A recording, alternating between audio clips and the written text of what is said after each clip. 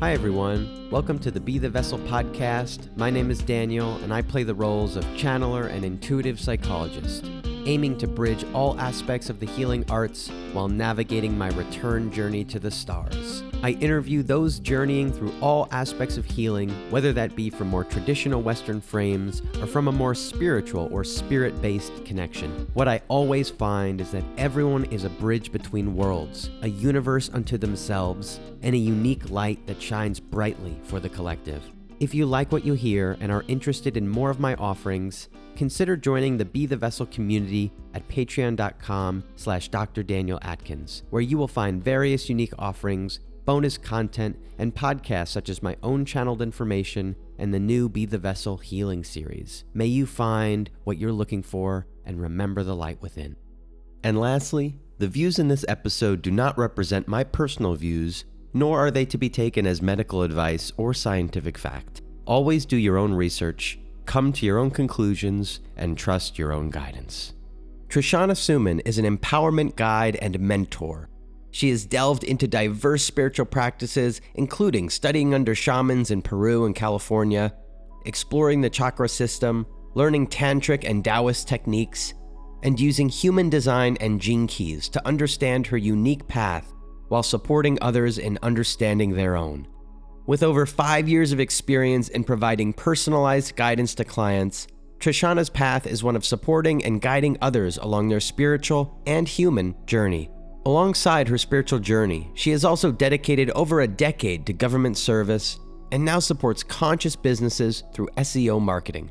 I met Trishana back in March and immediately felt resonant energy as someone on a similar 6'2" profile journey, which you will learn more about if you don't already know. I was looking for someone to go deeper with into human design and gene keys, and I found her. But first, I was guided to learn all about her mystical journey that led her here. I'm super excited to finally share this conversation, which took place all the way back in March, because I knew Trishana and I would speak again to delve even deeper into human design and gene keys. She and I could talk for hours on end, probably because we are so similar in our designs. We have already recorded a part 2 to this episode all about human design, and there will certainly be more.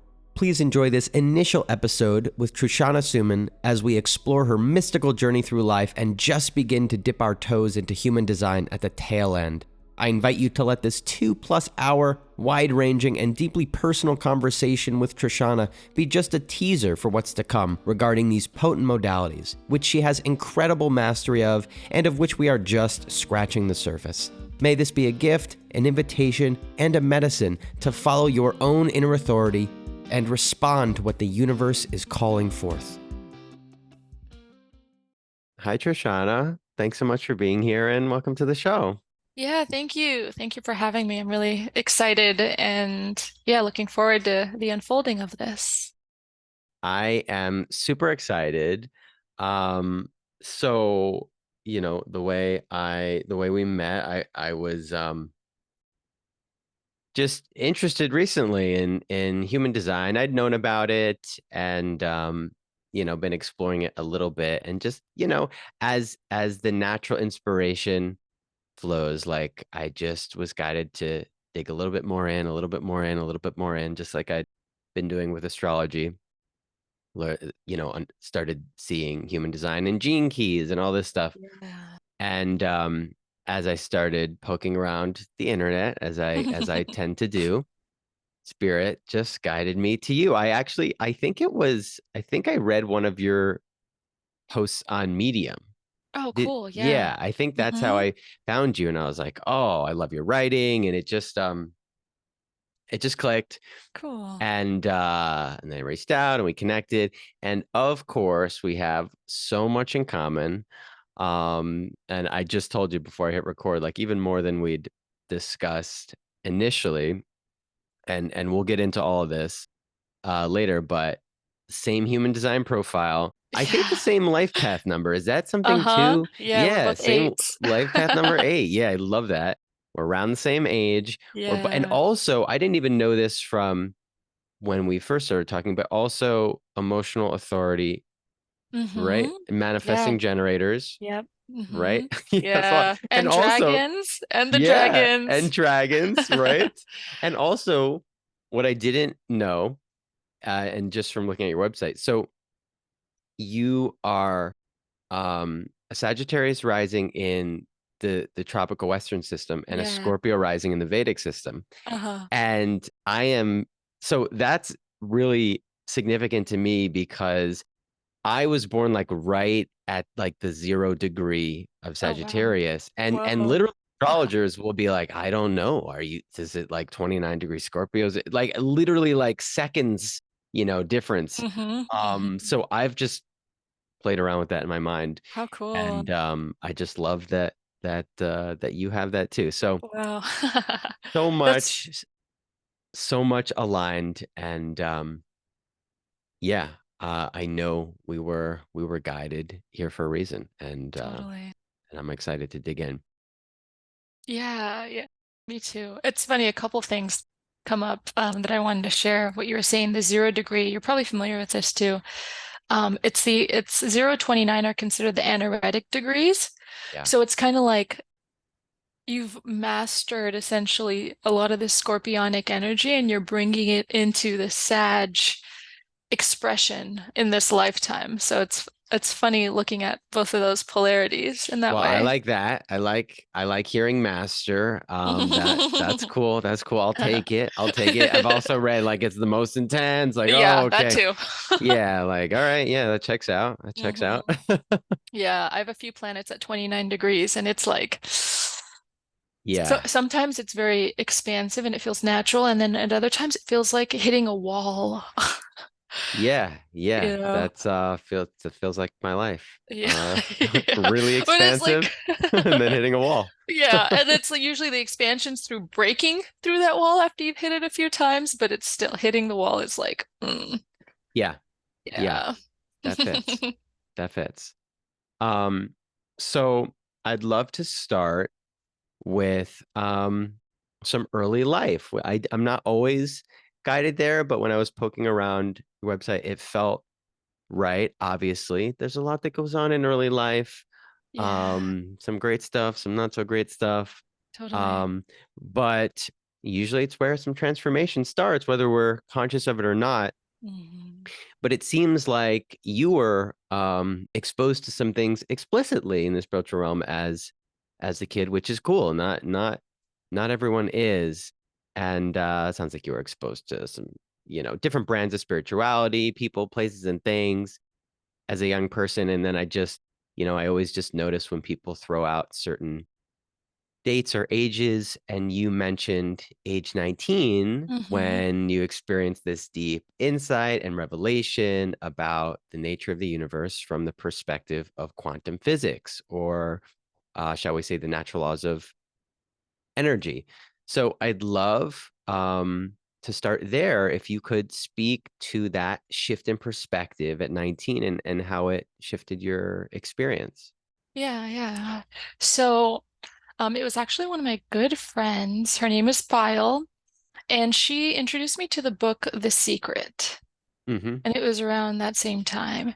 And we both dove into it. And it's funny because it's, akin to the mystical experience that I feel like a lot of people get to have in their lifetime in different ways. It's something rational and simple that can happen that creates such a significant ripple effect.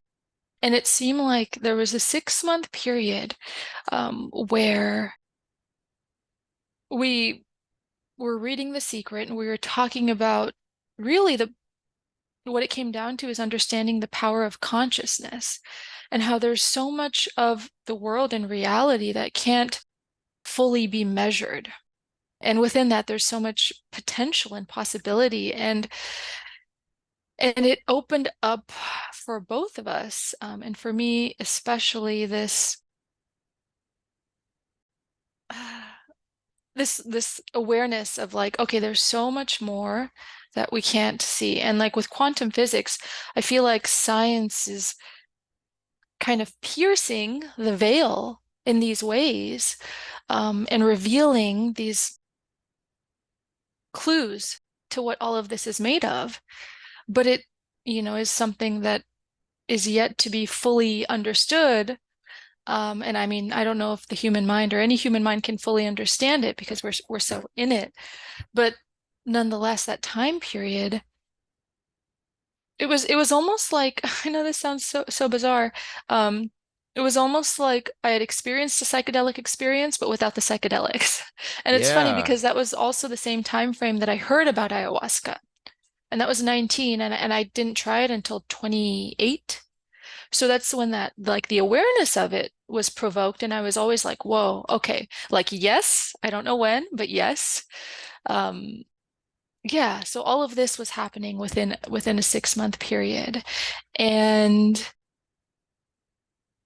from my experience, it's almost like my spiritual journey has had pockets of deep immersion, and that was a small time frame of deep immersion. And then I kind of move out of it and uh, go into this mundane, that's not the right word for it, but it's like the connection to that esoteric, otherworldly realm kind of took a pause. And that was when actually I went into a 7 year relationship, and that I feel like that was such a big part, a focal point of my life, and the spirituality stuff took a break. And then, yeah, I ended up after actually leaving that relationship, it kind of appeared back in my life again from a friend that I went to kindergarten with. Her and her partner at the time they were doing a documentary about shamanism in Northern California. And that created another ripple effect. So it feels like these phases of my spiritual awakening in a way. Um, there's so much I love about that. That feels like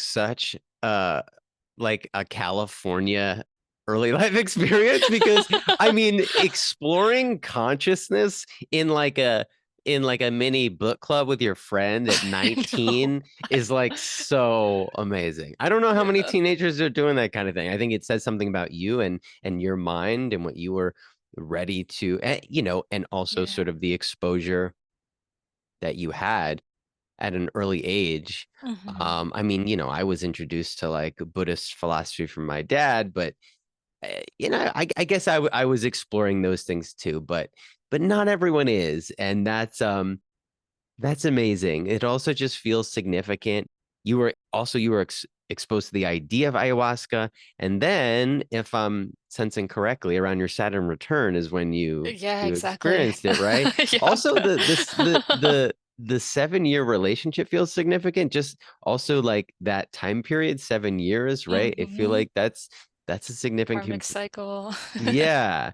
Yeah. So, all that is amazing. And yeah, like, isn't that just the natural ebb and flow of like, um, almost like we were just saying, like the intensity of expansive experiences and then hitting a wall, but also just the natural ebb and flow of what we might call spiritual experiences and then just earthly experiences, like the ebb and flow of, oh, something expansive and then something like really boring that we have to like participate in because that's kind of part of the human experience too. So Yeah, yeah, exactly. that feels really that feels aligned, that you had this sort of expansion and then were guided into let's just say some very human affairs, right? For Yeah, for all that relationship and I'm sure all the growth and development that took place there. totally. I'd love to then jump right to like coming out of that relationship. It seems like maybe around that time is when you connected again with the documentary people, the Yeah, kindergarten friend. totally. Yeah. And so what was happening around that time that then led you to experience ayahuasca? Mm. So, so the documentary was in 2015 and the ayahuasca was 2017. So, something I did want to say about the 2015 period, I remember I got the chance to visit a couple shamans in the Santa Rosa, Sebastopol area. Marty Spiegelman is one of them. The other one's Stuart Dole, amazing human beings. And I remember being, this is like, I just love how it seems like regardless of how much time is in between these experiences, from my experience, each experience becomes that much more potent and powerful. And so I remember being on her property. It's a beautiful property, and there's this grandfather. What kind of tree was it? Was it like a redwood or Ooh. some other old tree, but it had huge stumps growing out of it, like 6, 7 of them surrounding this big stump in the center. And it was like, you could tell it was a very, very old, powerful tree. And I just remember sitting there on the land, and I believe that not necessarily just shamans, but individuals who are within themselves tapped into a certain frequency, however you might want to define that, can also serve as activators for other people, sometimes without even needing to articulate or speak or needing to be this mental linear thing. It's this frequency, it's a transmission of energy. And I remember sitting there next to her, and I was looking at the trees, and I just felt so connected. And we were just sitting there in such deep quietude for like maybe 5 to 10 minutes. And she looks over at me and she's like, "The trees are happy that you're here." And when she said that, I just felt this like deep, like visceral something energy coming from like my sacral, my stomach, and up to my heart. And I so just felt what she meant. And we went about our day there, and the only thing we consumed is throughout the day, like she had some fruits and appetizers and nuts and stuff, and then we drank some of some of her filtered, it's like mountain tap water. When you're that high up, the tap water is filtered Yeah. spring water essentially. Yeah. Yeah. So drank some of that. And anyways, we're on the van ride back home to my friends at the time who were filming lived in San Francisco, I believe, and we're back on our way there. And I remember it was so uncanny. I remember closing my eyes, and it was nighttime, and the visuals that I was seeing behind my eyelids were as vivid as a dream. And I've had psychedelic experiences before, so the like the opacity of the color and the hues, it was like I was literally dreaming when my eyes were closed and I wasn't asleep. And I was like, this is some next level hallucinating, but I was completely sober. And so it for me, that whole experience just activated something so deep in relation to connecting to nature in a new way. And like that for me was definitely a core memory. I haven't thought about that in such a long time, so I appreciate that this conversation is bringing it up. And yeah, and then so fast forward to 2017, a synchronicity. My roommate at the time, one of his best friends, who lived in Oregon, her sister did yoga retreats in Peru. So as soon as he said that, I was just like, ping, like, okay, Just this for is. just for the audience, you put that in quotes. You put I that in did. quotes. I did. Yeah, thank you. Yeah, yoga retreats in Peru. Yeah. And so instantly I was like, ayahuasca. And it's so funny because I think I got on the call with her and I don't even know if we said the word, but there was an instant knowing of like, okay, yes. Yeah, like she's like, yeah, this is what it is. And so I had this really once in a lifetime, like I realized the privilege, and I'm so humbled and grateful that I got to experience this. Um, she usually takes, at the time, she usually took yoga groups there, but she was saying that she was planning on going with her partner, and if I wanted to join them, he had to go early for work, but if I wanted to stay along with her, her and I can both go to the jungle and sit in the shaman's home in the Amazon jungle and sit with plant medicine there for 3 days. And I was just like, are you kidding me? So like 27-year-old me was like, I'm gonna spend like a week in the Amazon jungle? Is this even like real? What? Just to fathom, but also it was like this fuck yes, excuse my language. It was like, yeah, no question. Um, yeah, and that's how it unfolded. And actually her and I are planning on taking a group to the Amazon jungle again next March. So I'm Oh looking my forward, God, yeah, there's I'm so much looking forward to that. synchronicity and cycle. So we're definitely gonna come back Yeah, to and that. Definitely it's gonna 7 years. It's gonna be 7 years. Oh my I know. God, that's so meaningful. Okay, so we're gonna come back to that. Um, to you leading the retreats because I want to explore that. But um, what I love is you are clearly so meant to come into this life and connect to spirit because some people you know, explicitly taking psychedelics is their first experience of that realm. But, you know, from, personally from my journey, I find it so valuable to have experiences that are just as potent and just as vivid without any external substance. Like you were Yeah, already connecting to your energetic body. You were already open to the idea that trees can communicate and you can feel them and you couldn't name it, but you could feel the specialness of some of the experiences you were having. You could feel the yeah, specialness of a landscape. You could feel the specialness of a person. And to me, that's intuition, right? Like you were feeling your way through life. You were getting hits. You were getting a yes. You were getting a fuck yes. You were just yeah, like riding the wave. And then some of the other things later with the psychedelics and whatever else you started to experience could only ever validate what you naturally we're starting to awaken to, yeah, um which I love. And because to this day, like I try to convey, even though I work with the plants too, but without any plants, just having different experiences. Sometimes for me they come through energy healing modalities or whatever, hmm hmm but realizing how high you can be and how Totally, high you can experience, like to totally me, sober.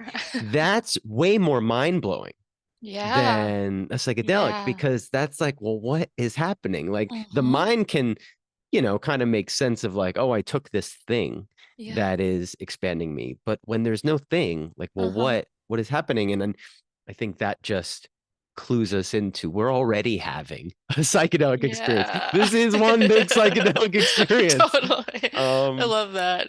and Yeah. that I think really helps us expand the mind even further.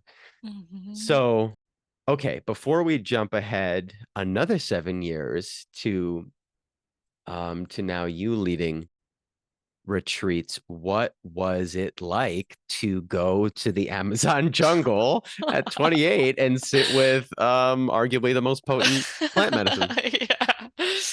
Oh man, it's so funny. And this is like definitely the epitome of like don't judge a book by its cover. But my friend Taylor and I, we landed in Pucallpa, which is the little town that we were going to be in, or that town was the town that had the airport an hour away from San Francisco, which is funny. That was the town or the name of his village, San Francisco. Oh my God, that's I know, funny. yeah. So we did it in San Francisco. But we landed in San Francisco, Pucallpa. Peru. Yep, exactly. San Francisco, the Amazon jungle. Yep. And so we landed in Pucallpa, and then there was like these little buggies. They kind of look like golf carts in a way. Um, and one rolled up, and it was Filder. And bless his heart, bless his spirit and his being, he crossed over in 2020. And Fielder's he looked like this 35-year-old, not kid, but just such a youthful energy. And I was thinking to myself, Taylor's like, hey, Fielder. And she knew him since when she lived in Peru. Um, I'm like, this is our shaman? Like in my head, just This totally, doesn't I'm look like, like a wait, sage. what? Like, yeah, it's 27-year-old me, just I don't know what I was expecting, this elder or just Yeah. whatever, It's like, and he was just so like chill and lively and youthful, and I was like, okay, all right, like, but I was just so, it's just different than I had thought, and so we go on this little buggy golf cart looking thing for about 10-15 minutes. And then we find ourselves at a sandy dock with a bunch of canoes and the sun setting around this time. And I'm essentially getting ready to hop on a little canoe across the Amazon River. And it was just one of the most profound moments. I still have a picture too, and it was so scratchy because my phone picture quality back then was like, but you could still see the colors and the gradients of the sun setting over the river. And yeah, so we were on this hour-long boat ride on the canoe, and we get there at nighttime and can barely see anything. There's these little wooden docks, and we end up um, on the shaman's property, and he has these super basic palm leaf roofed huts that are maybe, I think one of them was like 800 square feet maybe. And we had got there, and there were special huts for Taylor and I at the time, and one was closer to his house, and one was like on the other side. And then there's also the place, or the it wasn't really a hut. It was like it had palm leaf roof covers, and the walls were mosquito netting, green mosquito netting, with a wooden platform floor that went up about like a foot from the ground of the Amazon This jungle. is And a that very was, detailed memory you have. yeah, totally. Like I could see it in my head. And that was the place that we were going to sit with the medicine. So Taylor and I were like, what if we just slept in there together? Because, there were already these little, like 2-inch bed paddings on the ground. And that way we could be together. And plus, it's like the Amazon jungle. It's 10 o'clock at night. I don't Yeah. really feel like being by myself in some Right. random hut where there's like no electricity. Yeah. So yeah, we ended up sleeping there, and it was like some of the most powerful 3 days of my life. And I think it's important also to say that, different strokes for different folks. Not all things are going to lead to the same outcome for everyone. It's our own intuition and what feels in resonance for us and so on. And since then, I always want to recommend, like, if there is that internal intuitive curiosity, and they say the medicine calls you to Hmm. where you're being called by the medicine, and there's an opportunity to do it in a safe and conscious, intentional, and yeah, good setting with a shaman who can really hold the container on all the realms. I recommend it tenfold. And yeah, those 3 days totally shifted my trajectory in ways that I'm still understanding and integrating. And I felt really, really grateful and privileged to be able to do it with Filder as well. He's an nth generation Shipibo. So his Wow. grandfathers and his grandfathers. And Yeah.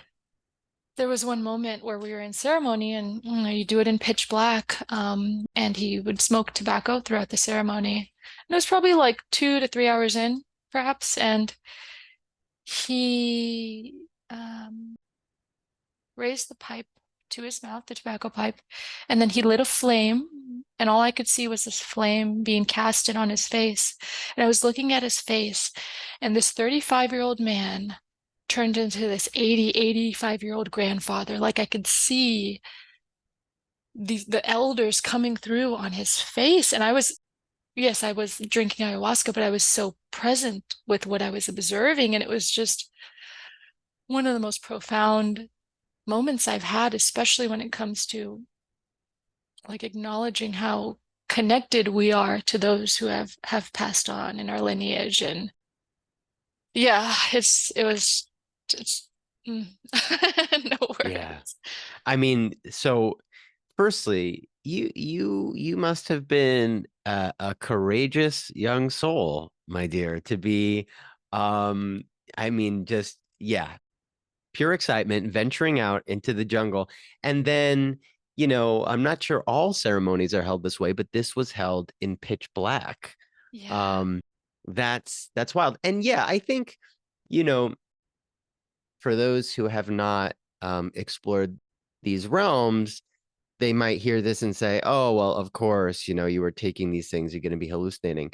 But, hallucinating is not what people think it is. Like on these Yes, right. medicines, you can be very present, you can be very clear, you can be very sharp, and there is a huge distinction between having, let's say, an internal experience and then seeing something start to manifest in the external, which um has meaning within, right? The external vision connects to an inner emotional experience. And you just know you're seeing. It doesn't mean what you are seeing is objectively real in the external, but the meaning and the metaphor of what you're connecting to in the lineage of this person you knew was so powerful. It's like you knew you were being held by this lineage.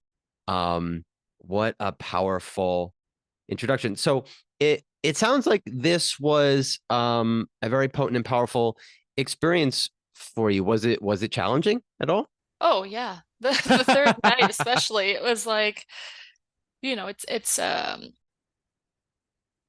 from my experience, and I think with a lot of psychedelics as well, particularly organic psychedelics, um, or like naturally occurring mushrooms, and Yep, yeah, yep. um, it's the way that I see it is that it shifts the filters of our consciousness, so what we're perceiving is a bit more enhanced. Or maybe that's not necessarily the right words. A lot of the boundaries that our mind currently has based off of our perception of reality, those boundaries are more permeable. And so with that as well, like with being able to see the visions and see different things that you wouldn't normally have access to seeing, there, you know, it's these medicines, especially ayahuasca in particular, and I think with mushrooms too, they open you up to different realms, and particularly the spiritual realm. This is also why I said having a shaman that can hold that container in that way is really important from my perspective. And the third night was like, whoa, okay, darkness is a thing. Like darker energies Yeah, are a thing, and yeah. and I remember this was so potent too, and I've always taken this with me, like, because it even applies to the external world in a very nuanced way, in interpersonal relating too. I remember laying there, of course, pitch black, and I remember saying in Spanish to Filder, like, I have fear, I'm feeling fear, and he said to me in Spanish, he's like, "Señorita," it's like, "I just want you to remember the peace and the light in your heart."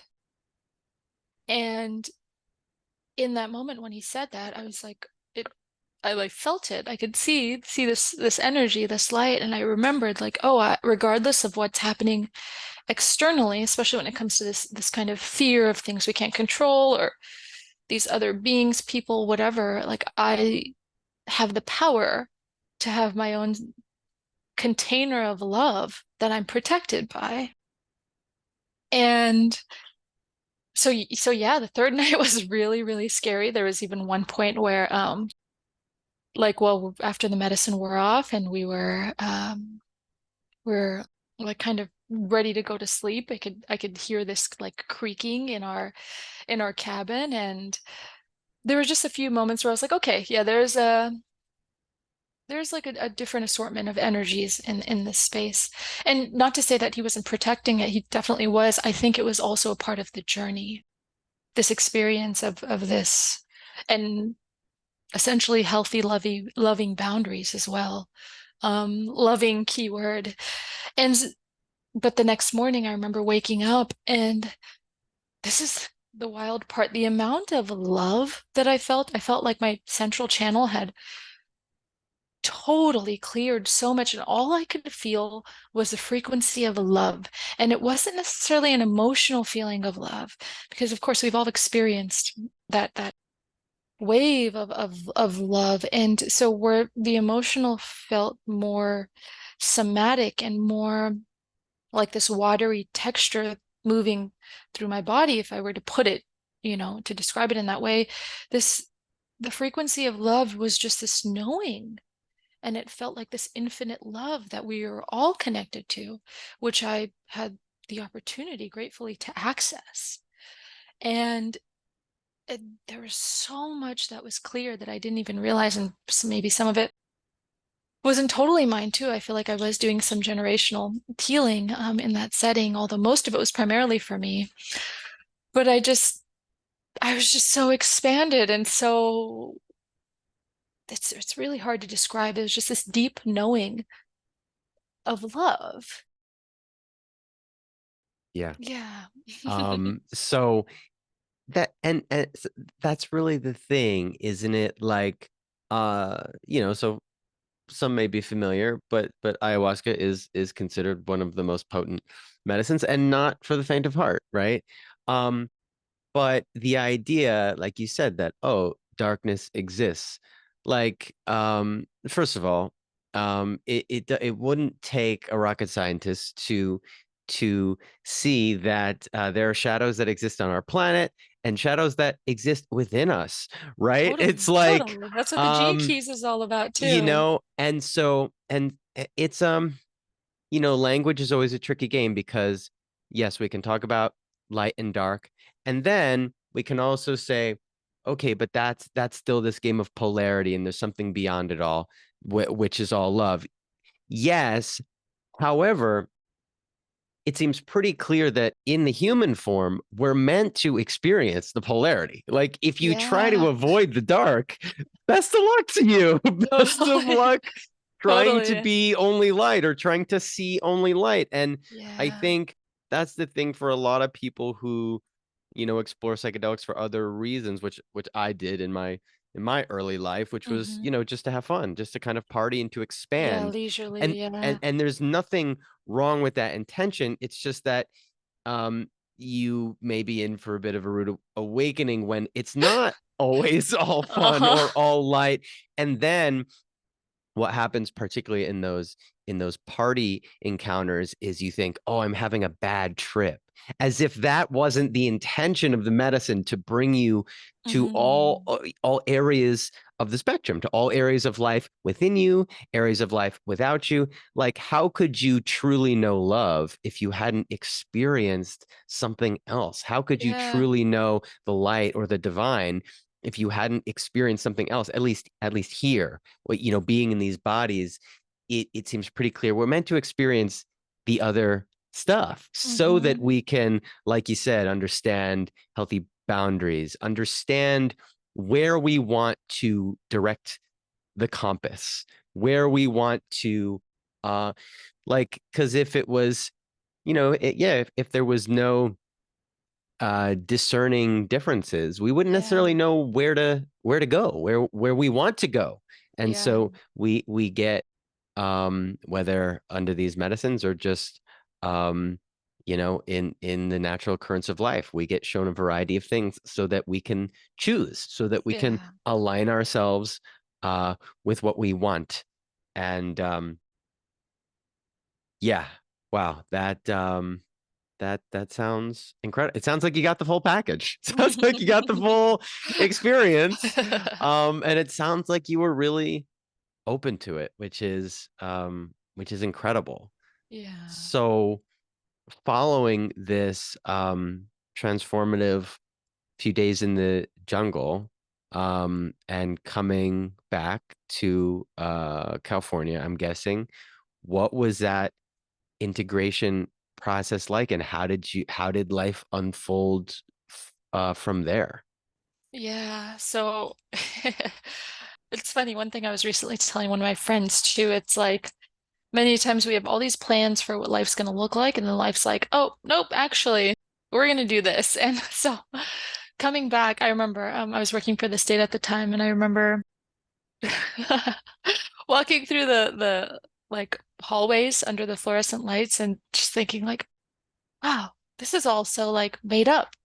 Like it's real, but it's all like this is such like so deep in this matrix. And don't get me wrong, I still loved the people that I worked with there, and I'm so grateful for that phase of my life. And but it was like, oh wow, okay, like this is here and this is real, and there's so much more. And that it's like once you know something or once you recognize something, it's hard to not know it. It's almost like you can't not know it. You could ignore it, but you You can't can't not. really close the door after it opens. Exactly, yeah, that's a good way to put that. Um, and so I came back and I was so expanded, obviously, from that experience. And I remember I just wanted to share it with so many of the people that I knew. And one of my good friends, actually, her name's Cassie. She's the one who told me about human design. And she was a part of a crew of friends that I was a part of. And I remember telling her about the experience. And a couple of my other friends, my other friend Brian, he actually is in Peru now. So the point I'm getting to is that I told a few people about my experience, and then I talked to Taylor about it, and she was like, "Oh, I'm taking another group down in October."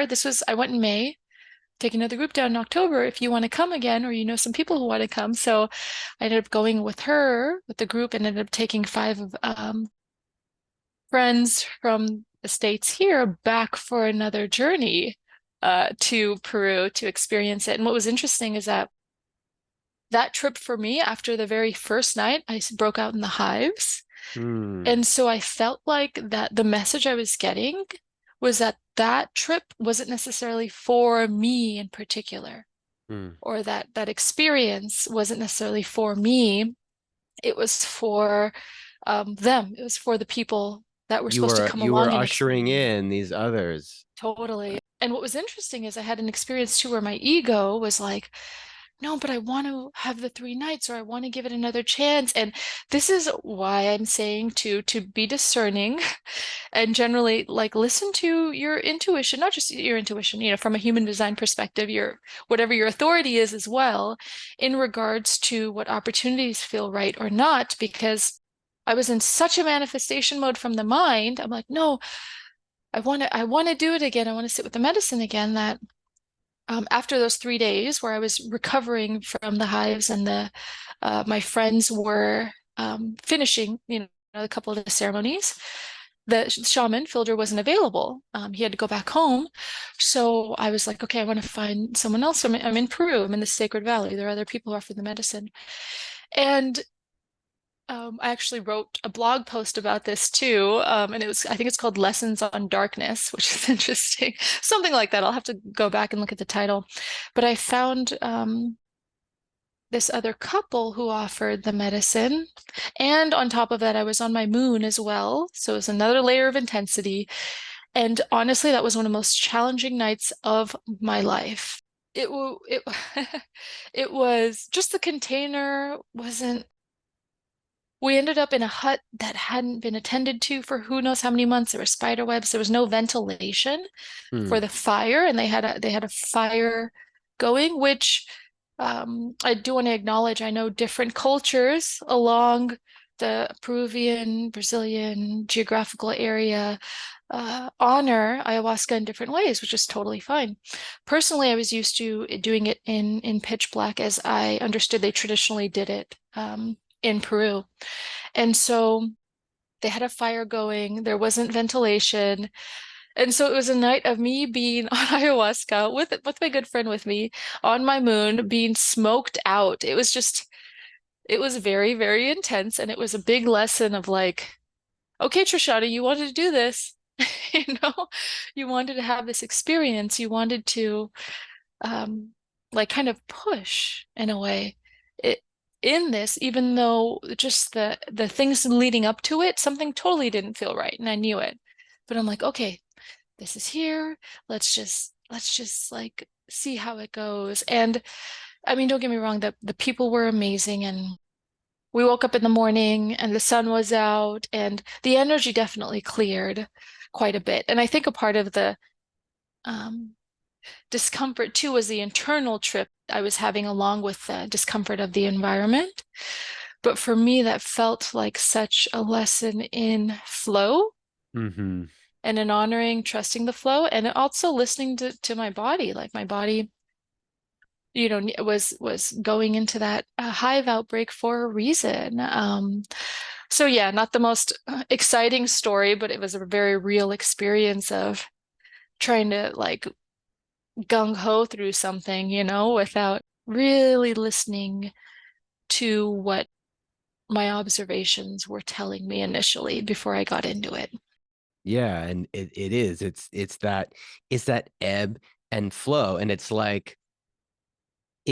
it's like you were meant to have that experience so you could see, so you could learn. It's like when we have such an expansive experience and then the mind wants to create it again, and of course we just have that reference point, so we're like, I hope it's going to be like this again, and Totally. then it's not, and it's like, oh my god, what's happening? This is so different. This is not as fun. This is And that's like, just, I feel like from the soul perspective, it's like, yep, just another experience that we're collecting, and as we're That's a good way collecting to these put it. experience, there was the first one, and now there's this one, and now you have different reference points, sort of aligning that compass, Yeah. um, in the way that you were meant to, as you just continue to um, unfold these different experiences, which all sound incredibly valuable, not all equally pleasant. Yeah. Um, but you survived that one. You Uh-huh. survived Sure that one did. too. Sure did.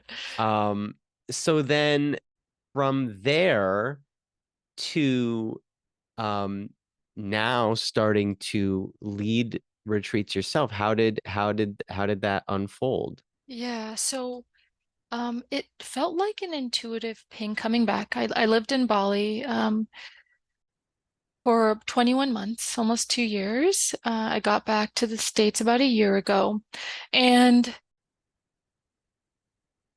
I've been reflecting on the experiences that have felt really potent to me, and also kind of noticing what some people around me have been wanting as well. Like I have a coworker that I've known since I started this, at that place in the state, gosh, when I was 25, I think. So, What was that um, job? for the Department of Technology. Okay. Yeah, yeah, in operations. So it's very in the 3D. It's great. I mean, I loved it. My coworkers are awesome. If you guys are listening, I genuinely loved you guys. I mean, I was, yeah, it was just, Yeah, that's I another felt really part of you. blessed. I felt Another really part of blessed. you. Totally. Yeah. And so, yeah, when my coworker's there, I still talk to, he's really into like Graham Hancock and all the Yep. findings that he's Yep. doing, which The is ancient amazing. ancient civilizations and all Totally, that. and the Yeah. aliens and super Yep. far out. So there are a few people in my network who kind of interested in it. And I've so been wanting to go back to Peru too. Like Peru, so one of the places I remember feeling like sitting in the square in Ollantaytambo, like I never left. Like there was a part of me that's always been there. It's so hard to describe.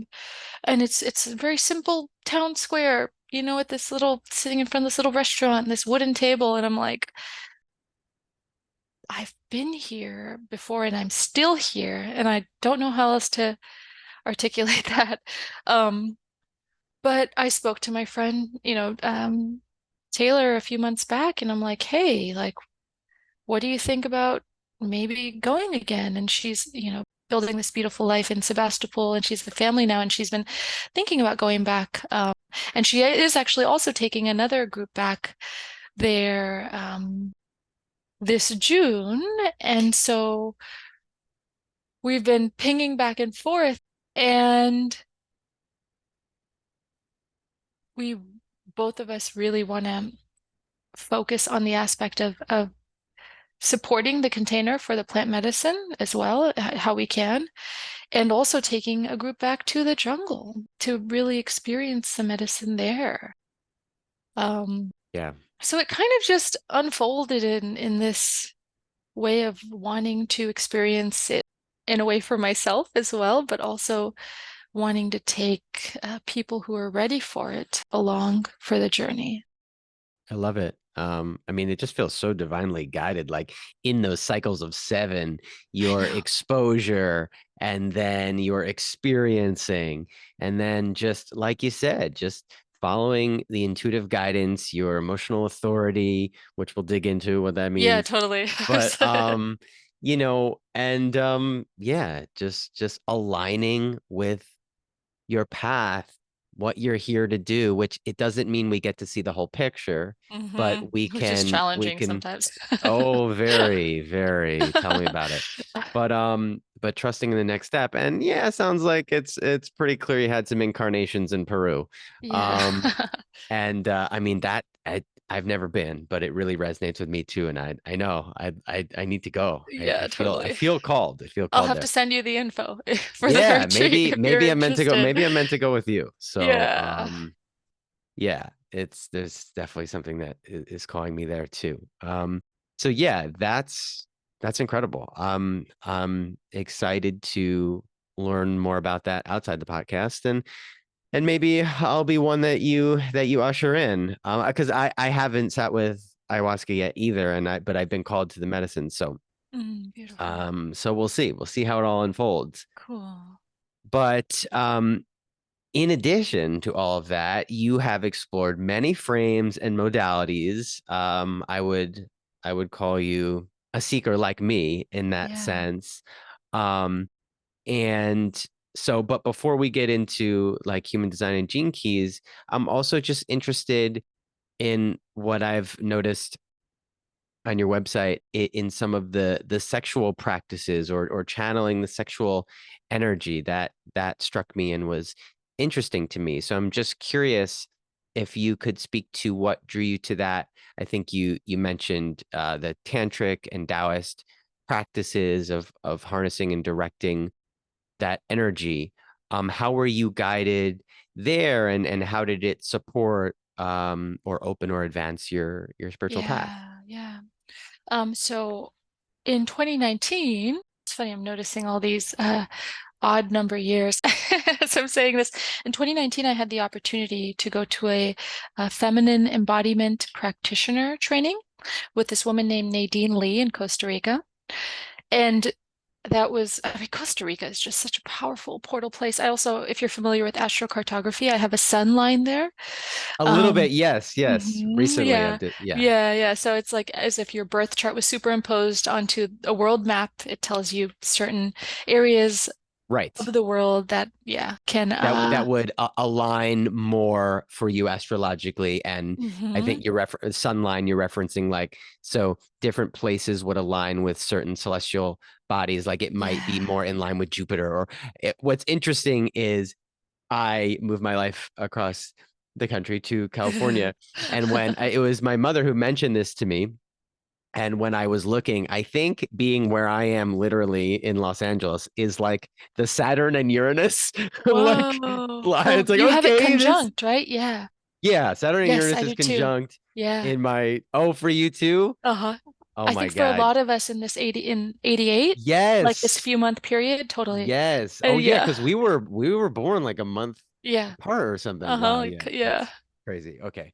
Um, yeah, so that Yeah. So, let's just call that big change and transformation yeah, is where totally. I'm at. So Yeah. anyway, Beautiful. okay, so Costa Rica aligning Yeah. with the sun. Yep. So there was already a lot of expansive energy for me there, and sun, I feel like is this, this father masculine energy, but it's more of this like Shiva, like this standing in your power and protection and container kind of energy. And it was this feminine embodiment practitioner training, and it was so activating. It was amazing being just with a group of women for a week and just really tuning into these different archetypes of expression of feminine energy. And one thing in particular that we did there was something called cosmic orbit breath.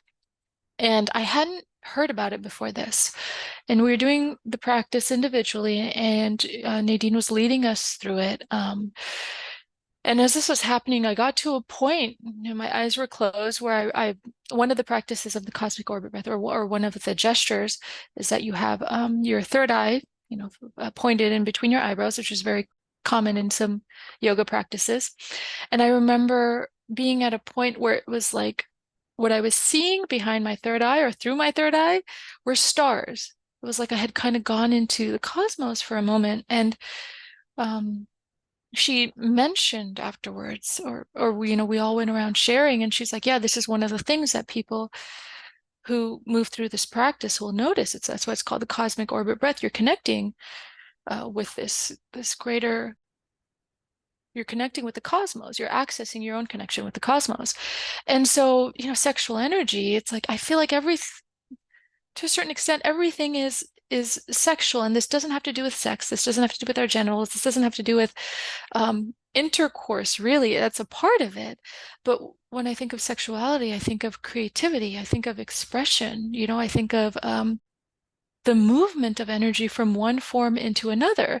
And of course, that can be translated sexually, obviously, and in relationship.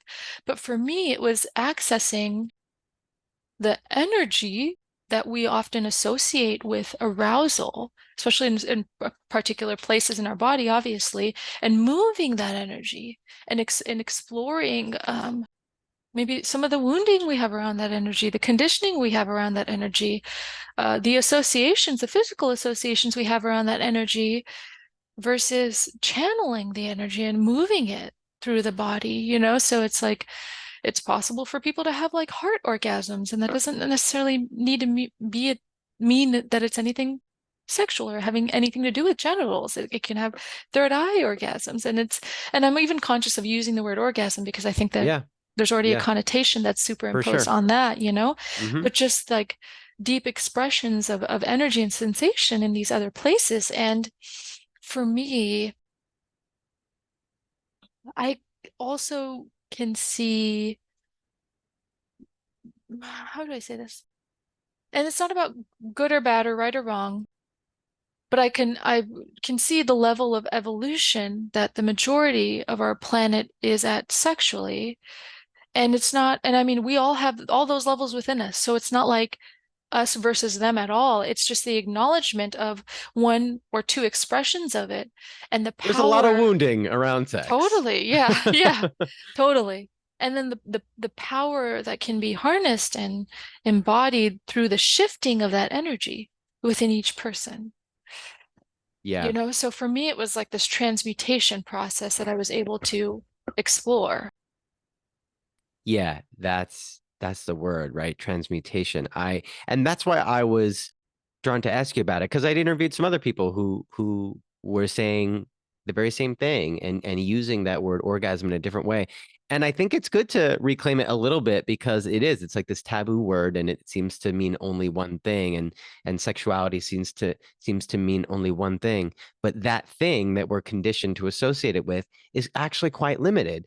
And Mhm. I began to experience this in myself, as I reflect back on periods where I was hypersexual, and then periods where, I was very removed from that energy and just being guided into a different expression of myself, and also learning about wounding I had in that area. But learning about energy and the chakras, which we'll get into, it's like, okay, the consciousness can be high and it can be low, just like lower in the body. And that doesn't make it good or bad, but it's going to be activating those portions of us, like the sacral energies, which you mentioned, or the higher energies.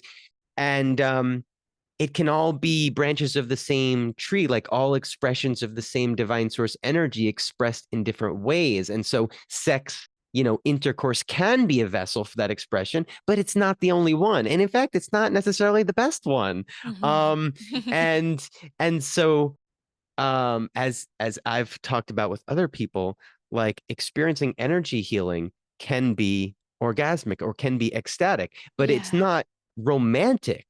It's Yeah, just, that's a good it's just, distinction word. yeah, it's just this visceral feeling that is opening, expanding, heightening you and connecting you to Yeah. something, not necessarily connecting you to one other romantic partner, which then we tend to put on a pedestal because we think all that heightened energy and connection is about that person, rather than seeing that all that heightened energy and connection can be about you connecting to a source within you, or connecting to the divine, or connecting to the cosmos. And it helps free us from some of that conditioning and some of the attachment of needing to find one other person in this specific kind of limited way to experience it. Nothing wrong with having that. Yeah, That's yeah, not at all. amazing, but Yeah, also totally. great to recognize that there's a way to experience it and to heal parts of ourselves and to amplify it in other ways, because we all want to be in ecstasy. Like Yeah. ecstasy is another Who word. doesn't? Yeah, Yeah. and like ecstasy is another word that can feel a little Yeah. off-putting, because some people think it's just about the drug, or it's just about whatever, or even for some people, just a really heightened state of Yeah. pleasure seems taboo. Like there's so much conditioning around emotion that just feeling ecstatic might be like, ooh, I don't know about that, you know? Mm-hmm. Um, Mm-hmm. but that's what I'm into. And I really think most people want that, whether they know it or not, whether they just call it joy or happiness, or whether, they Yeah. call it safety or security, or whatever, they appear to want. We all just want to be in ecstasy all the time, or Yeah. maybe it's just me. But but Yeah.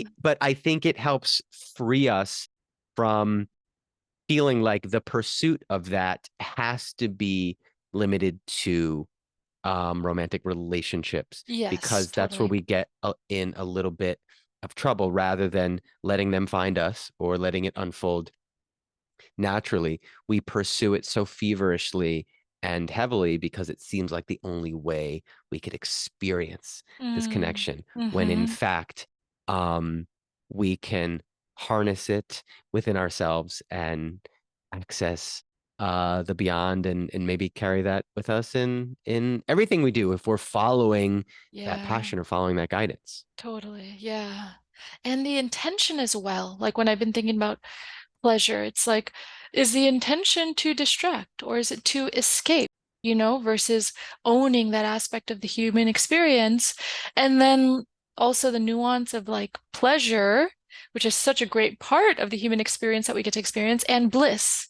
And I feel like this ecstasy, perhaps I feel synonymous to this bliss of sometimes regardless of whatever's happening in our lives, still being able to access that feeling of okayness. And it may not always feel super exciting or happy from my own perspective, but there's still this deep, like, uh, fullness Yeah.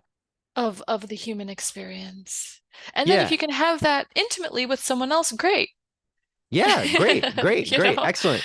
But I think that's all, I think you're speaking to what also can be misinterpreted by the idea that one would be unabashedly pursuing this, um, interpreted as a kind of escape.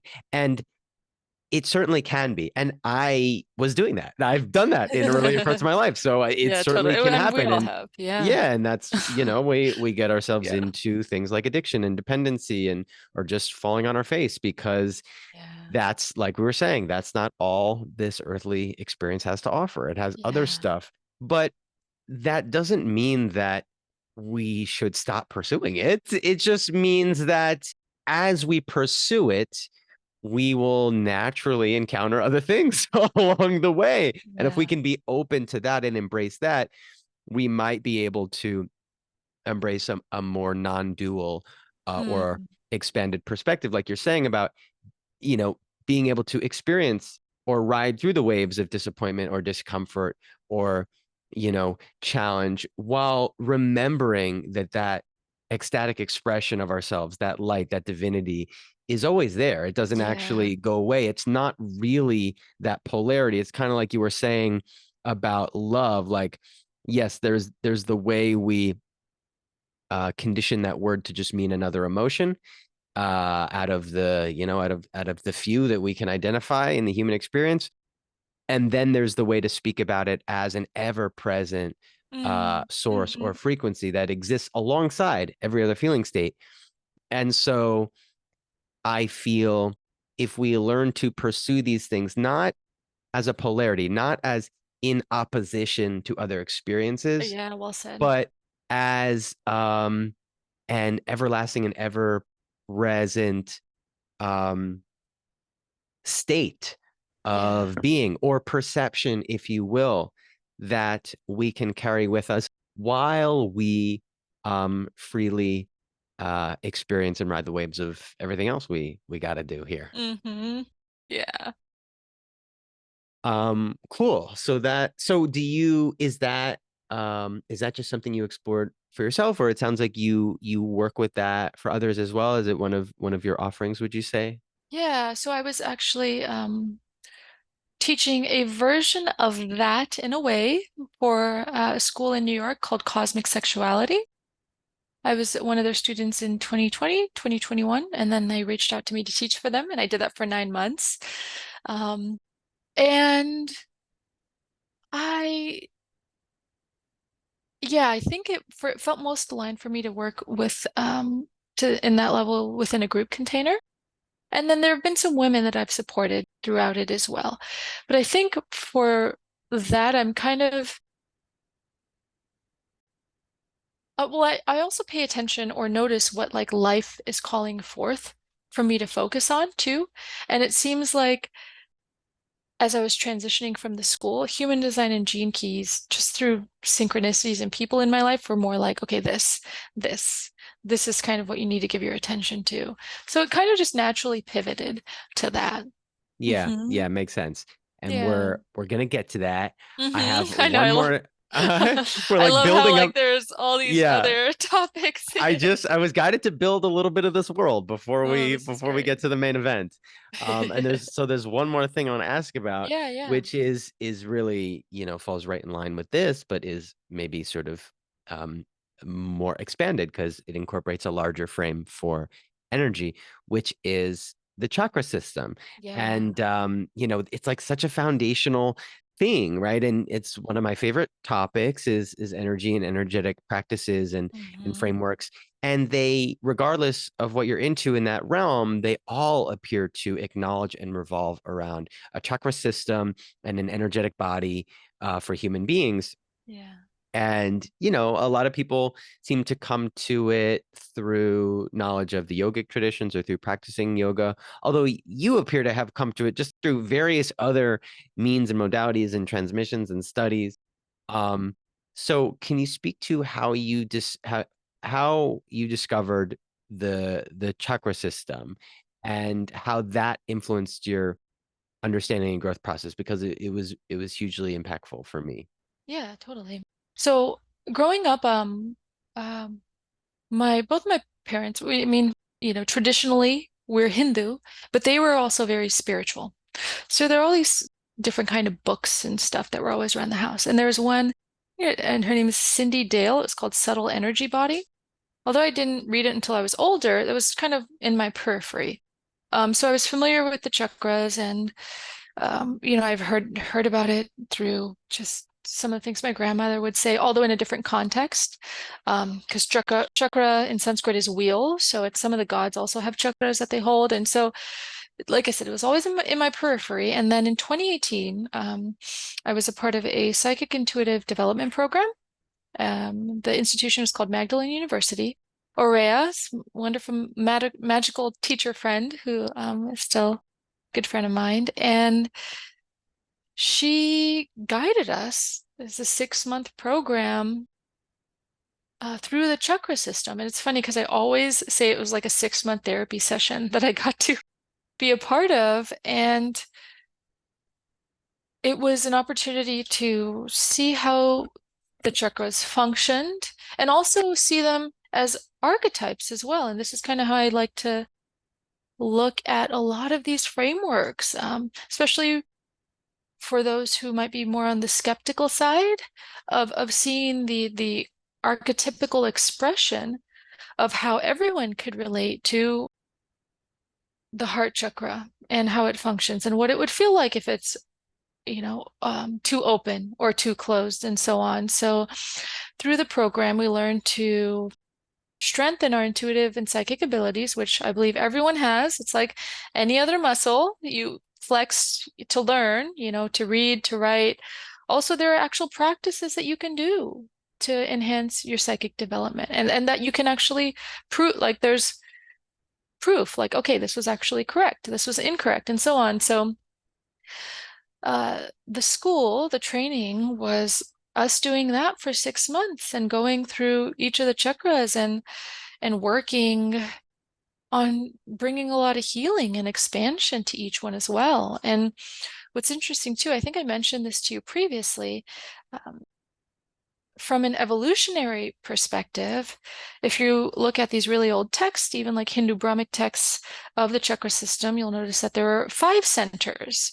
And then if you look at traditional Chinese medicine, the Dantian, the upper, the middle, the lower, those are 3 centers. And the human design framework actually has 9 centers. So it seems that there is this evolution, even of the chakra system, as we move on throughout time, which is always so interesting to me. I can't say that I'm attached to one framework. I believe that there are different pathways to the truth and just similar to religion as well. There are these nuggets that we can take that bring us closer to what the truth may be. And so similarly, yeah, after finishing that psychic and intuitive development program was around the time that human design was introduced to me. And I saw like the nine center system, and then, according to the human design framework, it's going to move to an 11 center. And so um, it's just really, really interesting Yeah. seeing how they unfold and seeing how we can relate to them as individuals. And I think the more common one that people know of now is the 7 center chakra system, the rainbow colors going down our central channel. Yeah, it's hugely fascinating, and there's so much there. Um, so firstly, I'll just say, okay, yes. So again, you totally aligned and selected um your family and your lineage well to expose you to all this in early life, which is Yeah. awesome. Just having books laying around like the subtle energetic body is so cool.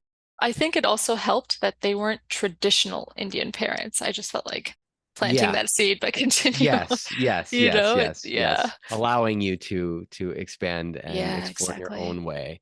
Um, and I'll also just validate, right? Like, so you did say that to me, and I love that philosophy about the evolution of the energetic body. But I think we also align very well because we're willing to explore various frames and stay open, right, to various Yes. faces of the truth, right? Even just like the fact that you on your website have both the tropical Western I know, yeah. astrology for you and the Vedic for I you, think both like are true. yeah, like that could drive some people crazy, and Uh-huh, it would totally. it would drive me crazy if my guidance was not explicitly to like move back and forth and sometimes check out my Vedic transits and sometimes identify as a Leo and sometimes as a Virgo. Like for the mind, it's like, no, no, no. Which one is it? Which one is It's for right? the mind, keyword, yeah. Right. But if we allow it to open anything, I like the channel known as Bashar, and he will say anything can be a permission slip. So like let it all be a permission slip for understanding yourself and all of what and who you might be. So I love, yeah, and I was trained in a modality called pranic healing, which has another, has more than 7. I don't know if it's 9 or 11 or what, but Oh, it's just cool. more. And so Yeah. it's like, yeah, it's just learning about different frameworks, and that they can Uh-huh. all be useful and apply, and neither one has to necessarily be wrong. It doesn't have to be a pursuit of truth in that way, but it can Yeah. just be like aligning with what resonates with you. Um, all of which conveys for me just how powerful this idea of the chakra system is, that Yeah, because even, in all areas of healing, like if you want to talk about healing trauma, emotional trauma, or you want to talk about healing physical ailments, like it's just really cool to learn about and associate some of these areas with different chakras. Again, it doesn't make it absolutely true, but Hmm. I have been guided to work on certain chakras for people and just intuitively identify certain emotions they may be experiencing, or certain um, traumas they may be working through, or certain ancestral lineages, or certain periods of their life.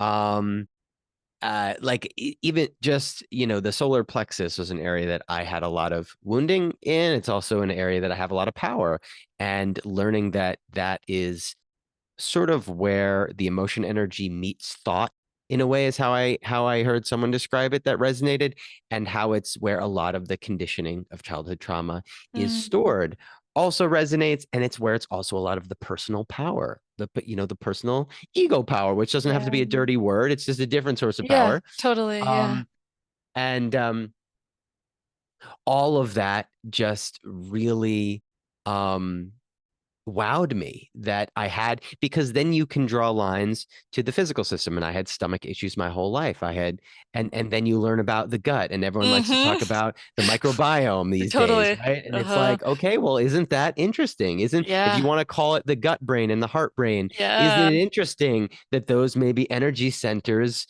just as powerful as the brain, with just Totally. different levels of consciousness, Hmm. if you want to say. So there's so many Yeah. levels and layers to speak on this framework. Yeah. And so I wanted to ask, because it's one of the things that seems to transcend different frameworks, which, as someone who likes to explore different lineages and frameworks, it's cool to see the things that transcend, that are like Uh-huh. umbrellas that everyone, gets into, whether it's Reiki or something totally different.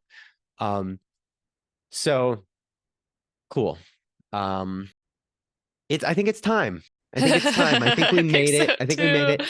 And, we may need a whole other That's what podcast I was episode to wondering as focus well. just on human design, I know. because we'll see how much, we want to get through of Yeah. this. There is so much here. Human design is enormous. It's like a whole world unto And itself, then some. Yeah. and then some. Yeah. It's like someone, it's like a friend telling you to get into this show, and there's like 14 seasons of the show, and you're like, Hmm. okay, I gotta do my homework here. Hmm. Um, so there's a lot here.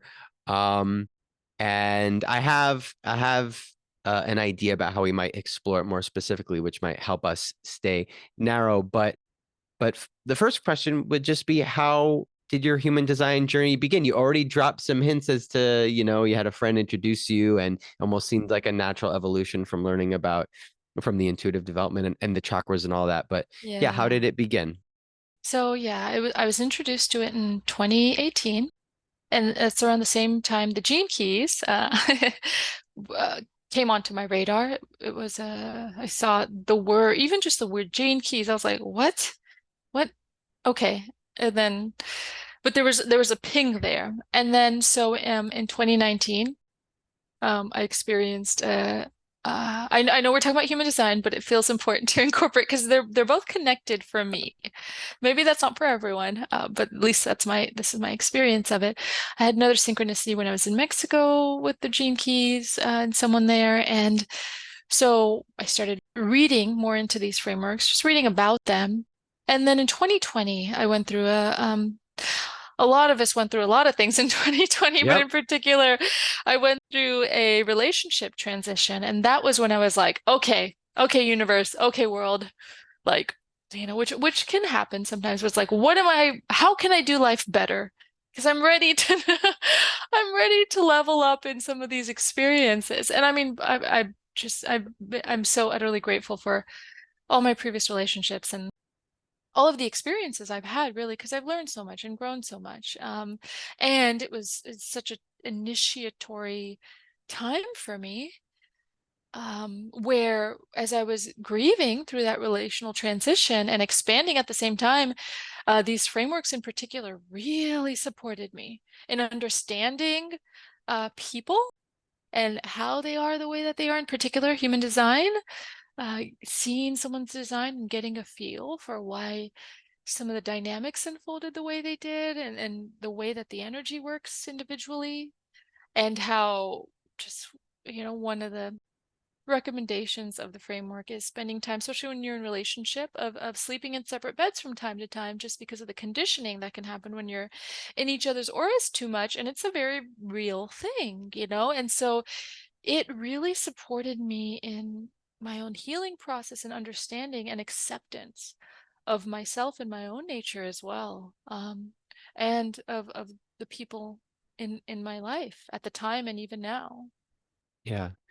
It feels significant that you came to it from a point of pain, a point of transformation, right? Totally. Transformation often comes from a Uh-huh. challenge of some kind, a Totally. crisis point, if you will. Yeah. Um, so that feels profound. It feels divine. It feels like this found you at the time when you asked and you received, right? Mm-hmm. You were ready Mm-hmm. for something and you received it. So that's really cool. So there's so many ways to enter this world. And yes, I'm just as interested in the gene keys now too. So we'll, feel free to weave it in however you like. Cool. But there's so many ways to start to enter this world. So you if you want, you could give, a little overview of this system, which is essentially a way to understand the personality, right? I think you might say, like other frames attempt to do, like astrology, which human design is intimately related with, um, and other ways that we just um, may want to understand ourselves, our gifts, our wounds, what we're here to do, um, all of that. And I'm sure you could say it a lot better than that, but so you can, feel free to say whatever you'd like about that. But I also felt like it would be interesting to be like specific, especially because there's certainly no coincidence that we have so much in common Uh-huh. Six in twos in the house. right. So Any other like six twos listening out there? yeah, so like why not go there? Let's talk specifically, and then sometimes from the small it branches out, and for people who are wanting more general discussion, maybe we'll do that another time, or there's plenty of other stuff on the internet. But it feels relevant for us to talk specifically about our also selfishly, because it's about me and that I like to learn things about me, Totally, who but doesn't? like it could be cool to like talk specifically about our designs, like Yeah, what, and we could start with the profile, like what is the 6-2 I profile, and how love would you that. describe that path? Cool. Yeah, no, I absolutely, absolutely love that. One thing, I'm going to answer that question, and one thing that comes to mind about this framework is connecting with your fractal family. Hmm. And so seeing the connections in the chart and how they line up with other people in your lives. And one thing, I mean, I probably read around 200 charts now, and most clients, but also friends and family, and just seeing the themes of when I feel a synergy with people, it's really hard to describe. And I know it's not just my mind imposing it, because afterwards I'll look at their chart and be like, oh, for example, Mm-hmm. you're a 6-2. And Mm-hmm. so there's this innate understanding that I've noticed with other 6-2s.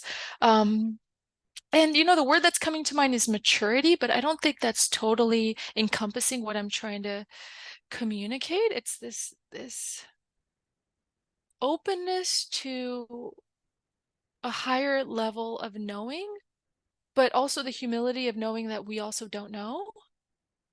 And so, Well, and yeah, I think also you will probably say, right, that 6-2s, it's not the easiest path that up to, yeah. from it. So there is almost like maybe you also sense like, oh, this person's been through some stuff. And Ooh, that's a good way to that put that. Totally. also gives us a kind of wisdom that you can't always learn other ways. Yeah, yeah. So, like according to the human design framework, the 6-2s go through three life phases, from 0 to 30, from 30 to 50, and then 50 to and then on, Right. essentially. Right. So it's like until your Saturn return, and then from Saturn to your Chiron return, which is around 50. And so first 30 years, trial and error. Yeah. You Yeah. know, it's like That checks you're out. That doing checks all the out. things you want to A lot of do, error. and yeah. But it's the learning. And you know what's funny is I remember being like 15, 16 years old, and just, you can ask my friends if you guys are listening. Trishana at that age was just, she was just being herself and learning. But I remember distinctly being at a stage where I would do something that would cause a ripple effect, but I learned very quick. It was this very quick, like, oh, that wasn't the best decision. You know, so I think there's something to say about that. Yeah. And then from 30 to 50 being on the roof, I feel like I've been so on the roof. I think for me, and you know, it's important to keep in mind the Saturn and Chiron, although it's generally 30 and 50-year cycles. It could also be like 27, 28 years or 31 years, just depending on the transit, because planets also go through retrogrades and so on. So it can take longer, but those are just the estimates. It's not exactly, but around 30, it's like we start going on the roof. And this is a time to do a lot of healing from the first 30 years, but also get clear on our craft.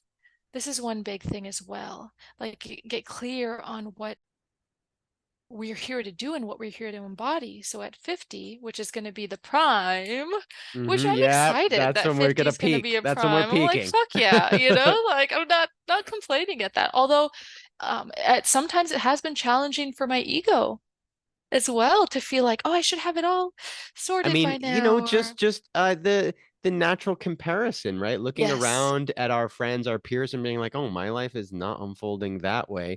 You know, Uh-huh. it's so validating to discover it. It doesn't make it absolutely true, but it's been validating for me to be like, "Oh yeah, late bloomer really applies to me, and there's a lot of gifts in that." And Yeah. um, it has been a and like, what else are we here to do besides learn, right? Like, and so the idea that we're really learning. Uh-huh. We're really being exposed to the elements in ways that teach us, like, that's pretty cool. And so yeah, I mean, for people who have no idea what we're talking about in regard to this, like, the profile is made up of 6 lines, right? 1, 2, 3, 4, 5, 6, and you'll take it from there because I'm Hmm. gonna butcher it if I try No, to no, say that's anything more. okay. But the That's but the okay. 6th line um is the only line that has this distinct sort of life path categorization of up through the Saturn return. And I will just add a tidbit about my life, which is, as I've spoken to a lot, like, it was right around, I went through a grad school program, right? I started right around 27 and then finishing up around 31 or something. And like 32, right around then, I left everything. I left my clinic, I left and ventured out west. And like that, when I was reading about being on the roof, I was like, oh my God, because Hmm. I've just been, I've been meeting new people, exploring stuff, but I spend a lot of time alone. Hmm. I am Hmm. just like out here staring at these mountains and just like, Sounds yeah, magical. that makes sense. I'm on the roof. Yeah, not totally. not guided to, like, being guided to explore and share my gifts and discover them and be of service, but like Yeah, not in the way I was before. Very totally. different, taking care of my body and yeah, observing, you might say. Yes, that's the word I was thinking too. It's this observational perspective when it comes to society and even the people that we might interact with. And what's interesting, one of the keynotes from a Gene Keys perspective and human design is aloofness. You know, the 6th line can come off as aloof because it's kind of Yes. like up here on the in the set of the hexagrams. It's kind of at the top, observing what's happening, and it also ideally has the wisdom of the lines prior to it from the learning and integration. And a couple of things that I really love um, that I've read from the human design framework about this is that we're here to be role models for ourselves. So this is a really, really key piece in really owning our individuality, and not necessarily from like a rebellious. What I like to say, the reference I like to use, it's like being the rebel with a cause, Yeah. not a rebel for the sake of just being a rebel. And One of the students of Ra, his name's Steve Rhodes. I love how he puts it. He says, essentially, like the 6-2 is best doing what it does, regardless of the crossed teeth and darted eyes of others. Uh-huh. Love I it. was like, that is so on point, because sometimes it can be like, from the outside, like, oh, who does this person think that they are? Or Yeah. whatever other projection on people doing things differently, or thinking things differently, or saying things differently, or expressing things in their own way. And one one of the many key pieces is when we're in our Chiron phase and we're off the roof, it's important for us to really, like, what is it? Like, walk your walk and talk your talk. Because one of the Yeah. shadows, because I mean, all the lines and all the profile numbers have their shadows, right? All the lines have the shadows, um, is hypocrisy. Yeah. So it's like being on the roof, being like, you guys should do this, this, and this, but Right. not engaging. And Yes. one of the things I've read as well is that it's like, if you don't get off the roof, life will bring you off the roof. So you want to choose to get off the You want roof to and choose to come continue. down and not Yeah, get thrown off. Um, exactly. but like there's so much in that that is exactly me. Like before I was hugely rebellious. I always had an issue with authority. I mean, I didn't always express it this way, but yeah, I like to be right. And, let's say I got some harsh feedback in grad school because I argued a lot. And I did feel like I knew things that other people didn't know. I know. But that's a weird Yeah, thing to come out and say, particularly when you have totally. Yeah. other woundedness and things to, and you have the hypocrisy because I was not always living in alignment. Yeah. But I'd be happy to share how others could live more in alignment. Yeah. Um, and Yeah. yeah, there's just there's so much there that speaks to my path. That quote you gave, like I remember a quote that a simple one my dad shared with me when I was young. It just said, everyone wants to make the monkeys clap. And there was just something about that where I was like, oh my Mhm. God, we all are seeking this audience and this approval. And Yeah. like a part of my ego wanted and wants that too. And yet another part of me was like, no, fuck that. I don't care if nobody claps. I have to do this. I have to say this. I have to be Yeah. this. Uh-huh. And most people that know me at this point know that I do and say a lot of things that are out there and that no one claps for, and either It's fine. disappoints or triggers people. Yeah. But but learning about human design was like, yes, I'm role modeling for myself, and Mhm. I can walk a path that others can see themselves in if they need to or want to and learn from. And what I noticed is that in the past, I just started talking about this idea of a service driven path for yourself. Like, and even before I was open to this world, applying to grad school, there was this question of like, why do you want to be a psychologist? And it was a great question because it was like, why do you want to be a psychologist other than helping people? And I loved that because most people would say, oh, I want to help people, I want to help Mhm. people. And it's great. Yeah, lovely. You're an awesome person. But Mhm. like, I was like, I want to do this for me. And I just loved talking about the Mm. idea that you can live a life for you that is of Yeah. service. And that just feels aligned with this profile, which is like, we're supposed to pursue, our own light. And that is a model for the world. That Yeah. is a light for the world. And I will also just echo the aloofness because like I feel like maybe it has something to do with this natural interest and desire and connection to higher realms of knowing, which is why I never know where I'm going, Mhm. Mhm. literally directionally, like I need Google Yeah. Maps for everything because I can't pay attention to anything because I'm in this other realm. And so yeah, just a lot of it checks out.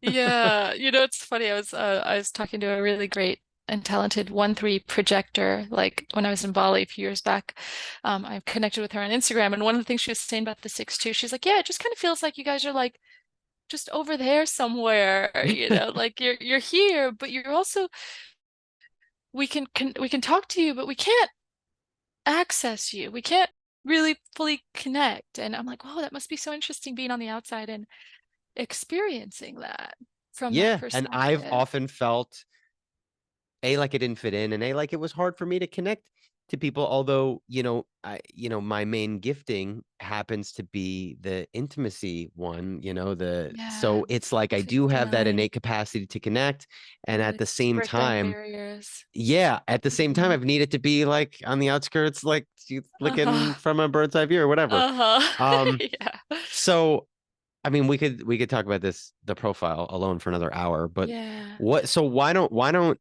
you just speak a little bit to because we've been speaking a lot about the six, to speak a little bit about the two line Yeah, at in, totally. in the 6-2 So there is, profile. before I say that, there is one thing I did want to mention to you about the six. A Okay. cool thing that you can do is that you can look at your chart to see where you have the six line. And then if you look at the Rave I Ching mandala, so for example, you have the 59-6, right? Yes. So you would look at the one line of the very next hexagram on the mandala, and that kind of gives you an idea of the energy that you're looking off to. You're on the roof looking off to something. It's Okay. actually the one line of the next hexagram. So something to explore with the six lines in your chart. Just wanted to say that. Okay, so you just threw a lot in there that people are not going to understand. Because I what you know. I'll actually have to. threw in, and maybe you can just speak to, there's a lot of frameworks that make up human design. Like you just threw in I Ching and some other things. So why don't you just speak to like, from a basic level, human design is comprised of some of these different Yes. modalities. So the I Ching is one of the frameworks that the human design synthesis is composed of. And when I say I Ching hexagram, hexagram synonymous to gate in human design, which is also synonymous to gene key. So maybe a better way to put it is like if you Google Rave I Ching and look at the image that comes up, look at whichever gate slash hexagram you have the line 6 in. So for you, it'd be 59-6. And just Okay. look at which is the next one that comes. Oh, So it would okay. be the Yeah. first line of the next one. So as your line 6, you're looking off on top of the hexagram, looking off onto the next first line of the next hexagram in the circle of the Rave I Okay. Ching. Yeah. Yeah, I'm definitely gonna have to do that. And I will also add, right, that so what you're mentioning, these gates, they and which are also gene keys, which we'll get into, but they can be found along sort of the transits of the zodiac, right? Like the Yeah. Uh-huh. astrological wheel, so to speak, that Yeah. the sun transits. We go Mm-hmm. through these different um gates. But I already know we're gonna have to do another episode because Totally. I want to talk about like Ra and like the guy who created Yeah. all this and channeled all this. So there's Yeah. so much that I just I was not guided clearly to start there. I wanted to build another world by getting to know you and your journey. So we're just throwing ourselves into this, and Yeah. That's great. another time Mhm. we'll backtrack, but I love that. I will have to look that up so I know where my energy is pointing. Yeah, cool. So in regards to the line two, I love that you mentioned this part, such an essential part of the 6-2. It's half of it, right? Um, so for this first, for the 6-2 in particular, and the line two in general, but this is the line two energy that brings what I'm about to say forth, is that after 50, after the Chiron, it's important for us to wait for the right call. Mm, Because the six, or excuse me, the two line is called out. It has an internalized projection field, and the symbolism that I've seen for it, according to the human design framework, is it's like the person on the first floor of their condo, and they have big bay windows, and they have the lights on, and they're there playing music or cooking dinner or painting on a canvas or whatever, and people are walking by on the outside looking in, like, oh wow, look at the talents of this person. And Yeah. so the keywords are talent and naturalness. Natural gifting, right? Yeah. So it's important to say too, it's I've also read that Ra had said it is important for the two line to still educate itself because of that information is important, but not like the Hmm. one line needing to dive in. But the two it has a naturalness where it's good at and can flow and dance with. This is a Gene Key keyword, dancer, the dancer. Mm. I like to call it a feedback loop with many different things. So as a 6-2 coming off of the roof around Chiron time, waiting for the right call Yeah. is a really big part of it. I love that because actually, and there's a synchronicity to the word dance, because when I left my clinic, I didn't know anything. I didn't know what I was going to do. I just knew I had to leave for my health and for my own intuitive guidance. Um, and I was letting go a lot of what was learned. It was very useful to learn it, but it's like I was being called to step into the natural part, which was very scary for my mind because I was like, "What do you mean? How am I going to do something I didn't learn how to do?" But I just started knowing how to work with people in a different way, how to write in a different Yeah. way, how to speak in a different way. And I actually, when, one of the first iterations of where I felt like I needed to like call myself or my work something, I called it learn to dance. Mm, And so I love the synchronicity with the word dance. And then I ended up letting that go. Like I pretty much let everything else go. But it was just this invitation to dance with what would unfold without any framework or homework assignment or textbook, even though all those things are also useful if I was naturally guided to them. hmm And then my life till now has been, in a way, about not chasing hmm and just waiting for the call, because this may relate to some of the other parts we'll get into, like the type and the authority. hmm But maybe it's for all 6-2s that or at least for me, that you know I'm not really an initiator of things, and I'm more a responder when things present themselves. And you could clarify, because that doesn't necessarily mean it always has to come from the external. But hmm when I've tried to initiate things on my own, um, it doesn't always work out that way. hmm And still, I reach out to people, I reach out to you, and it works, and we connect, and hmm you know, but there's just something, language is paradoxical, but there's something interesting about waiting for the call and surrendering to the invitation, Yeah. being invited into experience that Yeah. resonates with me. Totally. And just to refine my from my perspective of what you're saying, I think when I think initiator, I think manifester. So Yeah. both you and I are manifesting Yeah. So we have generators. that part. We have that part. And it comes in response. So, for example, I think you saw my Medium article. You responded to that. You're like, oh, you found my Right. Instagram, and then I was like, oh, cool, thanks for connecting. I reached out, so it was this mutual response, right? Versus, yeah, what you're saying, like, okay, this is going to happen, and we're going to do this, and this is the plan, and this is it, which is a totally different. I feel like that's taking more initiative, and that's initiating, Yes.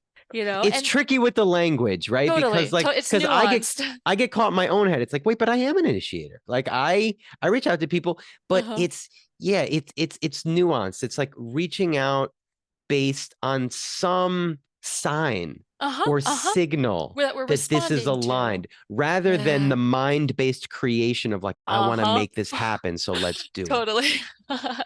Totally. Yeah. So the response can be so nuanced. And then of course the manifesting generator has that manifesting potential once it waits out its wave, and especially for you and I both being emotional authority, like sleeping on it, kind of Yeah. feeling it out. Yeah. Okay. Yeah. So, well, let's talk about that. So, Okay. what is the authority, and what Yeah. is the type? And you could speak, or so the emotional authority, which is what we are, or the Uh-huh. manifesting generators, and you could start That's a wherever you type. want. Yeah. Yeah. So there are technically four types and then one subtype. It said different proponents of human design believe different things or say different things. But manifesting generator is one of the subtypes of the manifester and the generator. And so authority is the part of our being as individuals that supports us in the decision-making process. And the strategy is the way in which we interact with the external reality according to the authority of our decision making, essentially. So, Yeah. for example, our authority, both of our authorities, is emotional. We weighed out our emotional wave. On the high end of the And wave, is that all, because they're related to chakras, right? So is that so always this is related this. to the solar plexus? So the Yeah. emotional center is called the solar plexus center in the human design framework. Yeah. And so Which it's is, I also just see the synchronicity that I was learning a lot about the solar I plexus. know, I was like, that's oh, a lot of funny. my wounding there, a lot of my power. And then, oh, that's where my human design authority is. Yeah. Yeah, totally. And so what's beautiful is like the idea is that the center is both a motor, but also an awareness center. So one important thing to say is our society often, or we've been taught thus far that it's best to make decisions with our mind, right? We gather information, like the yes or no comes from the mind, when really maybe you've experienced it. I've definitely experienced like that ayahuasca experience that I was mentioning to you, that my body was like, but my mind's like, no, powering through, no, powering through. And I learned that lesson, Yeah. and not to say that when we follow our strategy and authority, it's always going to feel good. That's not the case, but it's this nuance of like, okay, it was right for me to go through this experience and learn the thing versus like, ooh, maybe I didn't need that. There was a part of me that was telling me that didn't need to happen in that way. Yeah. And so the mind powering through is one thing. And one thing about, or the main thing about the human design framework is understanding that our authority, our inner wisdom is in our body, and the mind is here to gather information and data to have doubts and think about ideas. And the mind is called the outer authority, where this inner authority is our body. So for us, in particular, our solar plexus, which is emotional authority, the high end of the wave or the low end of the wave, that's just we're feeling through awareness of our experience of what we feel like. And then when we're at a place of homeostasis, that's when we get clarity. And clarity, from my perspective, just feels clear. It's not super excited and ecstatic, and I mean, it's okay to feel that, but that's Right. probably not the best state to be Right. making these That's big not where you're making decisions. decisions. Yeah. Yes, exactly. So the clarity is the point for us manifesting generators, since we are also generators, right? That point where we can listen to our gut response and be like, okay, I'm emotionally clear. I've gotten this understanding from the high and low place of my wave. Now what's the sacral saying? Like, oh yeah, this feels great. Like, okay, cool. Yeah, I want to do this. I want to explore this. I'm ready for this. And so that's just Yeah. one example of the authority. And then the sacral, right, is the thing responding. So it's like, oh, cool. I reached out, you responded. You followed back up, I responded. So yeah, I feel like I just articulated the complexity of how it works, but I wanted to give you an example of how our strategy and authority function according to our unique design, which is emotional authority and manifesting generators. Yeah. So there's a few things I'll ask you to discern. But the first thing I'll say is, yeah, it's like it's almost a little bit of a misnomer when you see emotional authority, because it's like, oh, I just listen to my feelings. Well, not exactly. Feelings Yeah, aren't no. facts. Yeah. But what it is we are like emotion based beings, and there's and correct me, but it's like there's more truth to our natural emotional responsiveness than to let's say the initiatory thinking patterns of the mind, or what the mind Yes. wants to do, or what the mind seeks. There's still a lot of usefulness in the mind. Mm-hmm. But what I've said before in other contexts is like, your thinking mind doesn't know truth. It just thinks. Mm-hmm. It can't really discern truth from No. falsehood, nor can it Yeah, really discern what's right or wrong for you, let alone the world. totally. It just thinks, and it gathers Yeah. information, and it perceives. But Uh-huh. at least for us, the emotional authority is being guided by this other sense, but riding the wave through them, because feelings aren't facts. So it's not just having a fear response and saying no, or having an ecstatic response and saying yes, but riding the wave to clarity, not in mind, but in feeling. Like Yes. clarity in feeling, knowing in feeling. Yeah. Um, Yeah. and Awesome. so then, yeah, and maybe, yeah, so we can speak to type a little bit. We are this combination of manifesting generator. You can also be just a manifester. You can also be just a generator, and you can be a projector, and you can talk about the other ones. But Reflector. Yeah. yeah, but for the generator, there's that um I'm not sure you would call it, it's a different kind of emotion, right? Like I was saying, solar plexus is kind of where some would say emotion meets thought, just different level of emotion energy. But sacral energy is lower, like closer to root. It's almost like closer to primitive, closer to just like more sensual, maybe you would say. Um, The and intelligence of the gut comes to mind. Yeah. Okay. Yeah. And that relates more to the generator type, Mm-hmm. right? So Mm-hmm. maybe you could speak a little more, yeah, about that difference between the solar plexus emotional Mm-hmm. energy and the sacral emotional Yeah. energy. So one of the things that is said about the emotional solar plexus is that there's no truth in the now. Mm. So even if you're up to 80% sure of something, that's a fuck yes. You know how people are like, fuck yes or no? That doesn't apply for everyone. If you're like 80%, that's like, okay, yeah, this feels pretty damn good. Excuse my Yeah. language, but Yeah. so the thing about the sacral is that when there's no emotional authority defined, so one important thing for me to say too, when something's defined, that means it runs consistent energy of that center. So you and I both have defined emotional centers, defined, solar plexus. There's a consistent emotional frequency running. So if someone just has their sacral defined, meaning the type, they could be a generator or a manifesting generator. That means that they can respond in the now according to their gut response.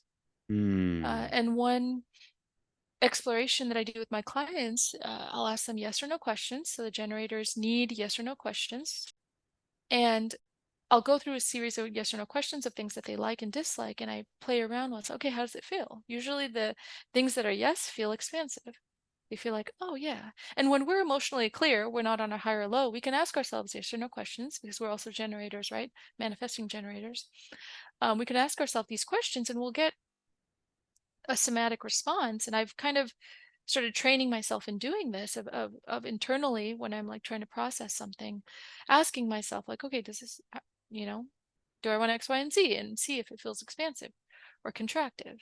And like that, I've kind of learned to calibrate what actually feels good to the sacral. And like I said, the sacral, it can respond in the now. There's no emotional energy running consistently. If someone else around them has emotional definition, then that's another layer of conditioning that can be there. But if they're just sacrally defined, the gut can respond in the present moment.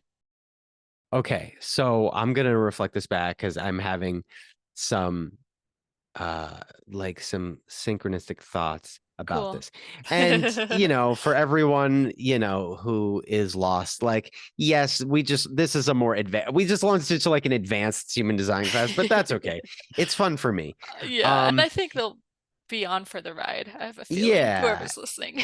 And so what it sounds like is the sacral is like, when people say listen to your body, Uh-huh. it's like this, it's the sacral, because it sounds like what you're saying is that's a pure unadulterated, undistorted body response that you can Mm-hmm. trust immediately and Mm-hmm. act on versus the solar plexus. I keep coming back to this other idea that I heard about emotion meeting thought because it can get conditioned. Like the solar plexus emotion energies, I wonder what you think, but it's like it can get conditioned and it can lead us off in different directions.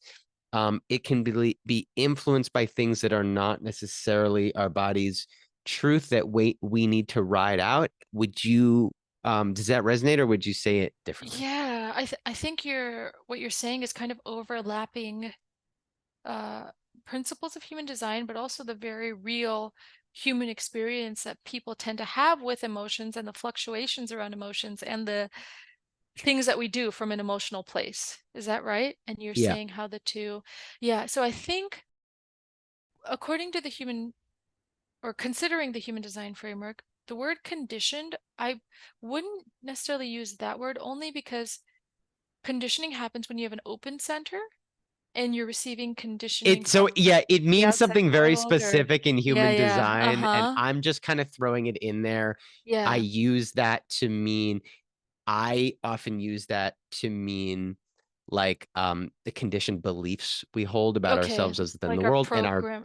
our Yeah. programming, Got it. which relates to why certain things elicit certain emotionalities and sort Yeah. of the beliefs associated. But it means something. Yeah, there's like a Yeah. whole Okay. human design language that I don't really speak. So Okay. No worries. Cool. I just want let to make sure we're on the alone, same page.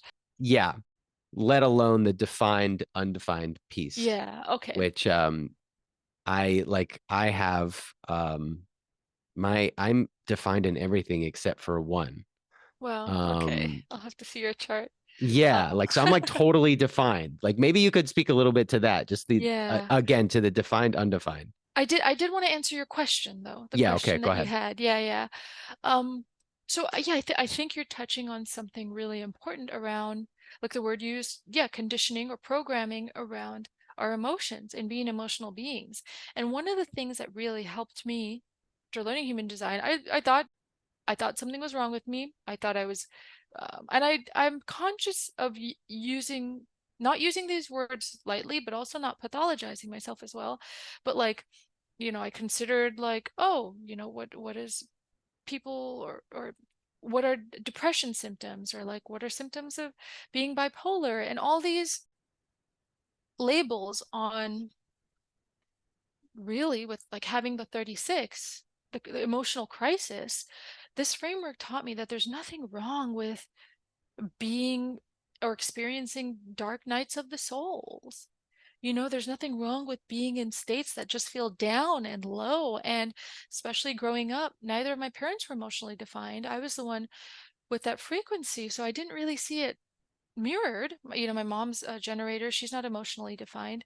And so she's always just even keel. And so I definitely thought something's wrong or there's something that needs to be fixed. But really, it's like, no, according to this framework, it's kind of my nature to experience these emotional highs or lows. And there's nothing wrong with it. It's actually really beautiful and it makes life so rich. And I notice it makes the lives of the people around me really textured too, because they get to experience these parts of me. Maybe the lows aren't so exciting for the people around me, which you can imagine, but Or for us. the highs, yeah, totally, definitely not for us. But I think, yeah, there is sometimes a stigma around some of these things that emotionally defined Emotionality. beings, yeah, naturally experience. Like melancholy is a big theme for a certain stream or certain streams in the human design framework. And so this is why the whole idea is waiting out the wave. When you're low, just let yourself be low.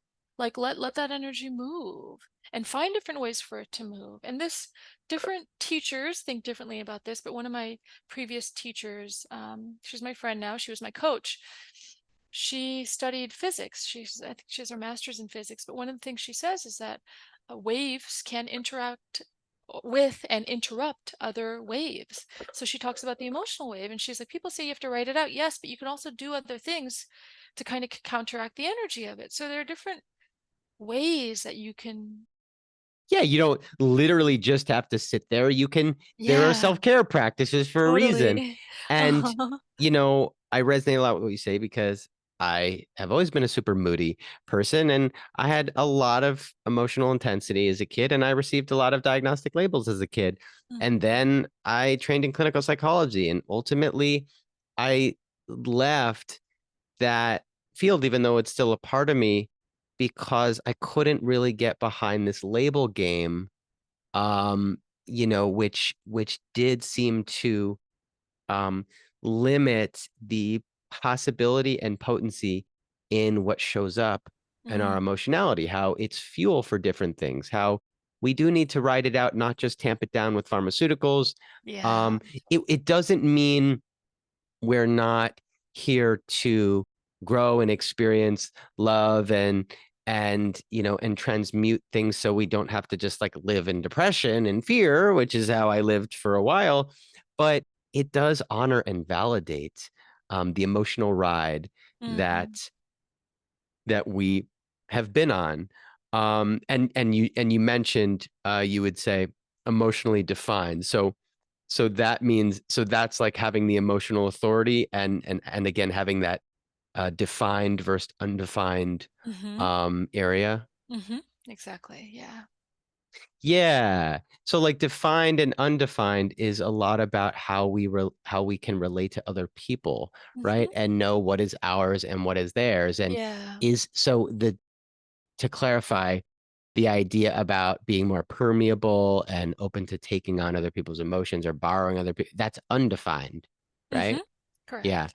And when it's defined, we just can't really do that. Like it's all our own stuff. Is that how you would say Yeah, it? it's a there's a consistent output of energy from that. I don't know if I'd use the word energy, but yes, I can, I guess. From that center that's always operating within us. And then that consistent operation is what we also condition and or share with the external world. Yeah. So my mom, like totally emotionally open, like I can go around her and she can feel now that, I've told her about human design, so she's a lot more aware and she'll know when I'm in my crisis and give me space, but but she can feel my emotional tone. I was So just about to say, like, would you say that we as the defined emotional people are like the tone setters of a space? Like if um yeah, I how would think, you say it? Like if we're in a room, our feelings are going to be felt. Would you say it that way? yeah, well, so say like, yeah, we were emotionally defined and then everyone else was emotionally undefined, that emotional frequency would permeate. Yeah. They Uh-huh. would be sort of absorbing our Yeah. energies, mixing with Mm-hmm. their own. Totally. And I've noticed this in a very nuanced way, especially with us, the line two. People can tell because like I said, it's like first floor, lights on, windows, it's visible. People can see the Yeah, we're state on that the two's display. in. Yeah. Yeah, that's a good way to put it. And so because of that, I had this experience where I went to I still remember this so vividly. I went to where was it? It was DSW or something with my mom and she was returning something and I remember I was just in a low of my wave. I can't remember why, but I was and I was just aware that I was in that state and I wasn't making eye contact or I wasn't even projecting or I wasn't doing any of that, but she was waiting at the checkout stand. She had already gotten to the checkout and I just walked up next to her and I could see the girl checking out. She instantly like moved back. She kind of Yeah. stiffened and I'm like, "What? I didn't even look I at didn't her. even say Like, do I have anything. my RBF on? What's happening?" But I was like, she could probably feel the intensity of the field, the emotional field. Um, Especially because I have, well, we can go into this in a different one, but I'm going to say this, Yeah, I especially know. because I have the six, you have the six as well, but you have the 59 six and the 15. So the 15 already amplifies gates. I'm talking about gates here. They Okay. already amplify the aura like times three, I think with the 15. And gate six is, it's the energy of conflict, but it can also be a deep potential for intimacy and diplomacy. And so there's something about the six as well where it creates this barrier, boundary that Mm. for people on the outside, it could feel like Yeah. energetically. And, it makes me, so a few things. We also have that sort of Sagittarius slash Scorpio rising, which Uh-huh. could also apply to how we present to people. But I always got in trouble as a kid, and some teachers just wouldn't like me like right off the bat, and I Mm, always felt so misunderstood. And later I was like, wow, I have this emotional intensity, and it's a power, it's a strength. Like I can I use think that. so too. Yeah. I can use that as my gifting to convey, to teach, to whatever. But I had to learn, like, wow, people just respond to my energy sometimes, and I'm feeling like, well, I didn't do anything. I didn't do anything. Mhm. So there's that piece. So maybe we'll save some of the other parts and backtrack a Okay. bit for another Yeah, podcast, because we dove in and it was great, and totally. we got into it. um let's see. As we begin to, there was one more question about this Yeah. before we start to wrap up. One thing I've reflected on for myself is, because I'm this sort of, we've just been talking about emotionally defined, but I'm defined virtually everywhere except for like Yeah. one place, which is the Uh-huh. heart, I think. Is that right? I'm just gonna look at your chart. Yep. Yeah, look at my Uh-huh. chart. Your Yeah, heart defined. ego center is undefined. Yep. Yeah, so that's why probably I, carry feelings of unworthiness, and I get triggered by other people, whatever. Yeah. In the ego area. But one thing I wanted to like clarify was, because I've also identified so much as an empath, as being able to tune in and pick up the energies of an environment or of Hmm. the world. How would you, can we still be both, or how would you discuss the idea of being defined as much as I am, or just being emotionally defined with the idea of empath? No, that's a good question. So the way that I look at it is that the way that I perceive um, this framework and all frameworks is that it's kind of like a Venn diagram, and there are overlaps to all the things that many humans experience and human design. And of course, some might say, oh, it can all be encompassed in human design. Maybe it can. But as far as something like that, I don't see it just as, like, for example, because you're emotionally defined, you don't have awareness of someone else's emotional energy, Yeah. or you Because don't I have this Pisces energetically. moon and I'm so damn Oh sensitive wow. about Yeah, everything. totally. So That stuff. I know, and the 36 too. And like that's a big thing of the 36 as well. It's the crisis and the yeah, life circumstances that call for that, but also the deep compassion yeah. that comes from humanity. So like an empath, we can think of it conceptually as you being able to sympathize and relate to someone, or an empath, like you can feel in your body where they might have ailments. So there's But it's still different. mine. Well, it's still your interpretation Yeah. of what someone else most likely actually is experiencing.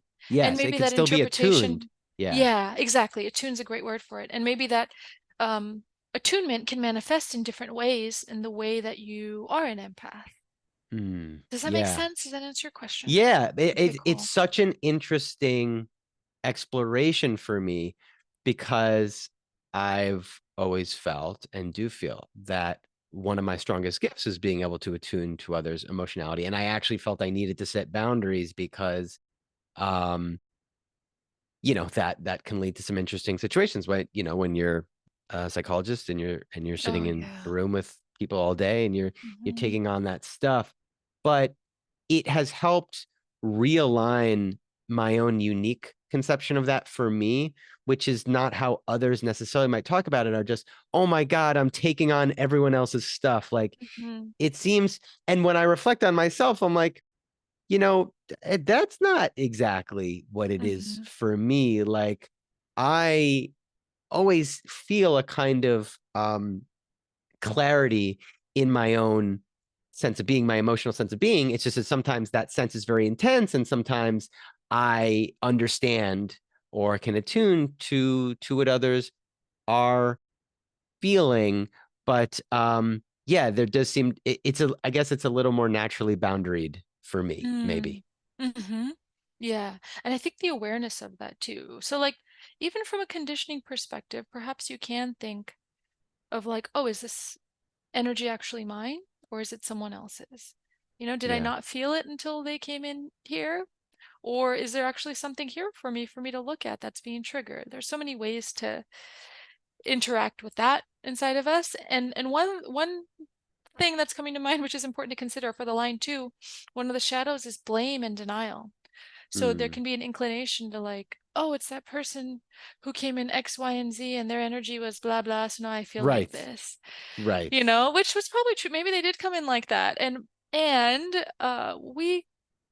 I like to think to a certain extent we have the power and the tools to kind of clear some of that and push that away, even if it takes some mental or energetic work Yeah. and And to what, own our power in that interaction. yes, which is something I'm always about. And, outside of human design, something I might say is, if someone did bring in energy from the outside, what did it elicit in us? Hmm. Like, I think we can be a little quick to say it's they brought their energy into me. When a Hmm. lot of times, whether you're defined or not, um, they presented an invitation to trigger us and elicit something in us that we Hmm. have for us to grow Yeah. through. And Yeah. they didn't necessarily do it for our growth, but we Yeah. can choose to see it that way, Yeah, as a medicine, and to totally. work with that energy. Maybe if you're totally undefined, it's something you just need to clear out of your space. But at Yeah. least for me, it's usually something showing up within me that's resonating or matching with the frequency or energy of that person that Hmm. then I can choose to work with. Um, and lastly, I'll just say, so what do you mean when you say conditioning in terms of human design? What does that mean? So it means having an open center in your chart and generally either through transits or most of the time it's through relationships or familial relationships or intimate relationships, being around people who might have that center defined, receiving their energy and Ah, operating as if it's our energy or mistakenly thinking that it's our energy, or not even just thinking, but embodying that energy as if it's ours. like, so having that open or undefined uh centers within us, sort of uh almost being the chameleon or taking on others' Hmm. way of being, thinking Yeah. that it's out. Like, the example that comes to mind is like being a teenager and wanting to fit in with the cool kids and just Uh-huh. starting to be like them, but it's not really you. It's not necessarily authentic. Yeah. So the way you're using it though is specifically for those who have those undefined centers, being around more defined uh people and just almost unconsciously adopting that and then Yes. having to discern what is them and what is not them. And yeah, not like not being able to discern what's Yes, and not being what's able to. ourselves. Right. Yeah. So for Right. example, with the open ego heart center, what's called the not self theme, when you're behaving as if you're not your true self, not self, Yeah. is trying to prove yourself, trying to prove Ah, your value. I never do that. I never do that. Yeah. Yeah, right. Yeah, but it's nuanced, right? Because it's like we can share, we can teach. And this is one thing for me too. I've had to ask myself the things I share. I'm like, am I proving myself? No, I'm actually sharing an experience versus like, look what I can do. Or Yes. it's a different kind of, there are different kinds of ways to navigate it. But one cool thing I like about the open ego center is that we're actually here to determine what is valuable, what Hmm. brings value, which kind of shifts the way that we've been conditioned. For example, my previous partner back in 2020, he has his defined. And when we first met, and I've noticed this in people where they're like, there's this energy of proving themselves. And I remember I used to look at him like, why is he proving himself? Like, what's the, I just didn't get it. Or when I saw people doing that growing up, I just didn't click to me. I didn't understand it. And I learned about this framework and I saw his design had the experience with him and I'm like, "Oh, designed to do this. He's designed to operate in this way. Many people Yeah. are. And one thing, so a good example of conditioning, if I wasn't aware that, oh, this is just him and he's doing his thing, I would feel that energy and I would amplify it. So the open centers could amplify it. And then we'd end up in this unconscious like competition thing where I'd have to be like, wait, no, I'm not, like, what's happening? So this is the thing too of trying to, and I wrote about this in a post recently, not in a human design context, but a life context, but trying to meet people where they're at, Yeah. and just the nuance of the feedback loop we can go into. And maybe it's not, and maybe in those moments I was supposed to borrow some of that energy, but from the place of knowing this isn't me naturally, Yeah, you and know? what that really brings up in me is me having this open heart ego centers. I've always wrestled and struggled with the ego because I've seen other people, you Yeah. know, who seem to be more in that ego self of, let's say proving themselves, although maybe it's not even that their intention, but it feels like that. And in some ways it works for them. Like they Yeah, get they get the totally. feedback they want, but when I try Uh-huh. to do it, it fails miserably. Yeah, And because it's it's not like, correct. you're right. Like, why when I try to be in my ego Uh-huh. and impress, it sucks. And Uh-huh. like that's been my lessoning of like, that's not my way. Also being in a male body, there's that Yeah, masculine energy, totally. right? So it's like, oh, That I'm not that pressure. kind of person. I impress, you could say, with maybe my vulnerability or just Yeah. a different kind of gifting or a different kind of strength. Hmm. And it's an amazing clue that I still need to remind myself of quite often, that when I'm trying to prove myself or trying to get likes or whatever it is, Uh-huh. that's not my way. Maybe Yeah. maybe to connect it to the line too, I don't know if you would say, but it's more of a natural way, Hmm. um, that is not about like, I'm gonna do, which is why sometimes language around manifesting doesn't always Hmm. work for me because it's like, I'm gonna manifest my life, I'm gonna do this. And it's like, yeah, but when I try to do it, it sucks. So I just have to surrender everything. And then I Yeah, guess life just serves me what I need. But yeah, totally. it's a really Does. interesting idea. Hmm. Yeah, and remember, it's like the open ego is here to discern what's valuable. Especially as a 6-2, which is hard also for the ego, but or the human little ego, not just the human design ego, to wait for the call, but trust that like the right connections, the right people, the right things will kind of be in your orbit. And when you respond, there will be a sense of flow to it, Yeah. The you benefit know? is there's so much flow if we can wait for it. And a lot Yeah. of my guidance system has kept telling me that, and I'd received from other places that like, my ego is something I have to contend with. Whereas other people, if you're like a Tony Robbins type figure, just lean into the ego and boom, create and just do it. But for me, it's to stay heart aligned, which is interesting. We're talking about the human design heart, but Uh-huh. outside of that, just to stay heart aligned in the sort of symbology of the heart is Hmm. to be led true, not by what you need to prove, not by what you're going to Hmm. get, but, Yeah. in what you're saying, like, Integrity. yeah, what's of value, integrity, Yeah. service, alignment. Um, and, that's not always easy, but it is a beautiful Mm-mm. lesson. So I can appreciate Yes. that. Yes to both of those. um, Okay, so maybe people's heads are spinning. I don't know, but I trust that this was a beautiful offering for those who are meant to receive it. Yeah. And I also trust that we will come back together and we will backtrack a bit, do like a prequel episode, do Yeah, like I'm a prequel down. movie or something, and start from the origins and beginnings of human Cool. design. But this felt aligned for today to dive Yeah, right totally in. did. Um, and so I'll just ask you, Trishana, if there's anything else you'd like to speak to as we begin to wrap up here. And then, if you'd like to speak to any of your offerings or just in general where people can find you if you'd like them to. Yeah. So my Instagram is lightray, one word. And then if you want to explore my offerings and learn more about me, you can go to www.sacredtransmutation.com. And yeah, I want to thank the unfolding of reality the past few months and the leaning into any resistance and flow. And I want to thank you for creating this space and this place and the beautiful container to really allow a lot of the things that I have to share to unfold, and also for your wonderful 6-2 feedback loop contribution that's also happening. I'm definitely looking forward to chatting more about, human design, gene keys, and all the things. So thank you for that. Yeah, and thank you. And I will put all of that in the show notes for people.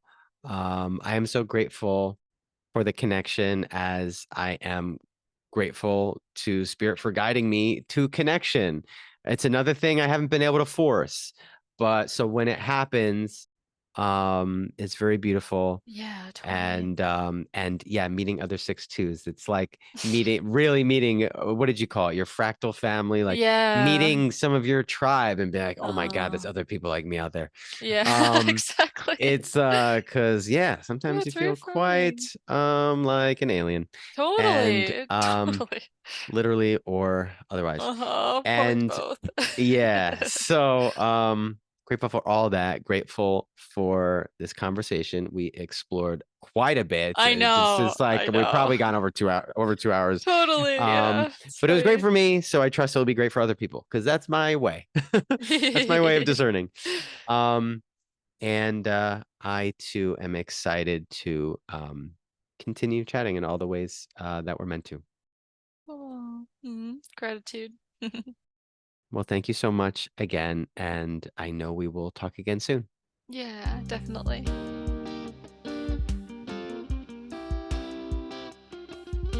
Thanks for listening. If you liked the episode and would like to support the podcast, please subscribe and leave a review anywhere you listen. And if you'd like to connect further, feel free to reach out on Instagram, my website, or my Patreon page at patreon.com/Dr. Daniel Atkins, where for $5 a month, you can gain access to all sorts of exclusive benefits and offerings for the Be the Vessel community. This includes live channeled events, a new healing series podcast, and more. Until then, may you be the light, the frequency, and the vessel for your highest vision.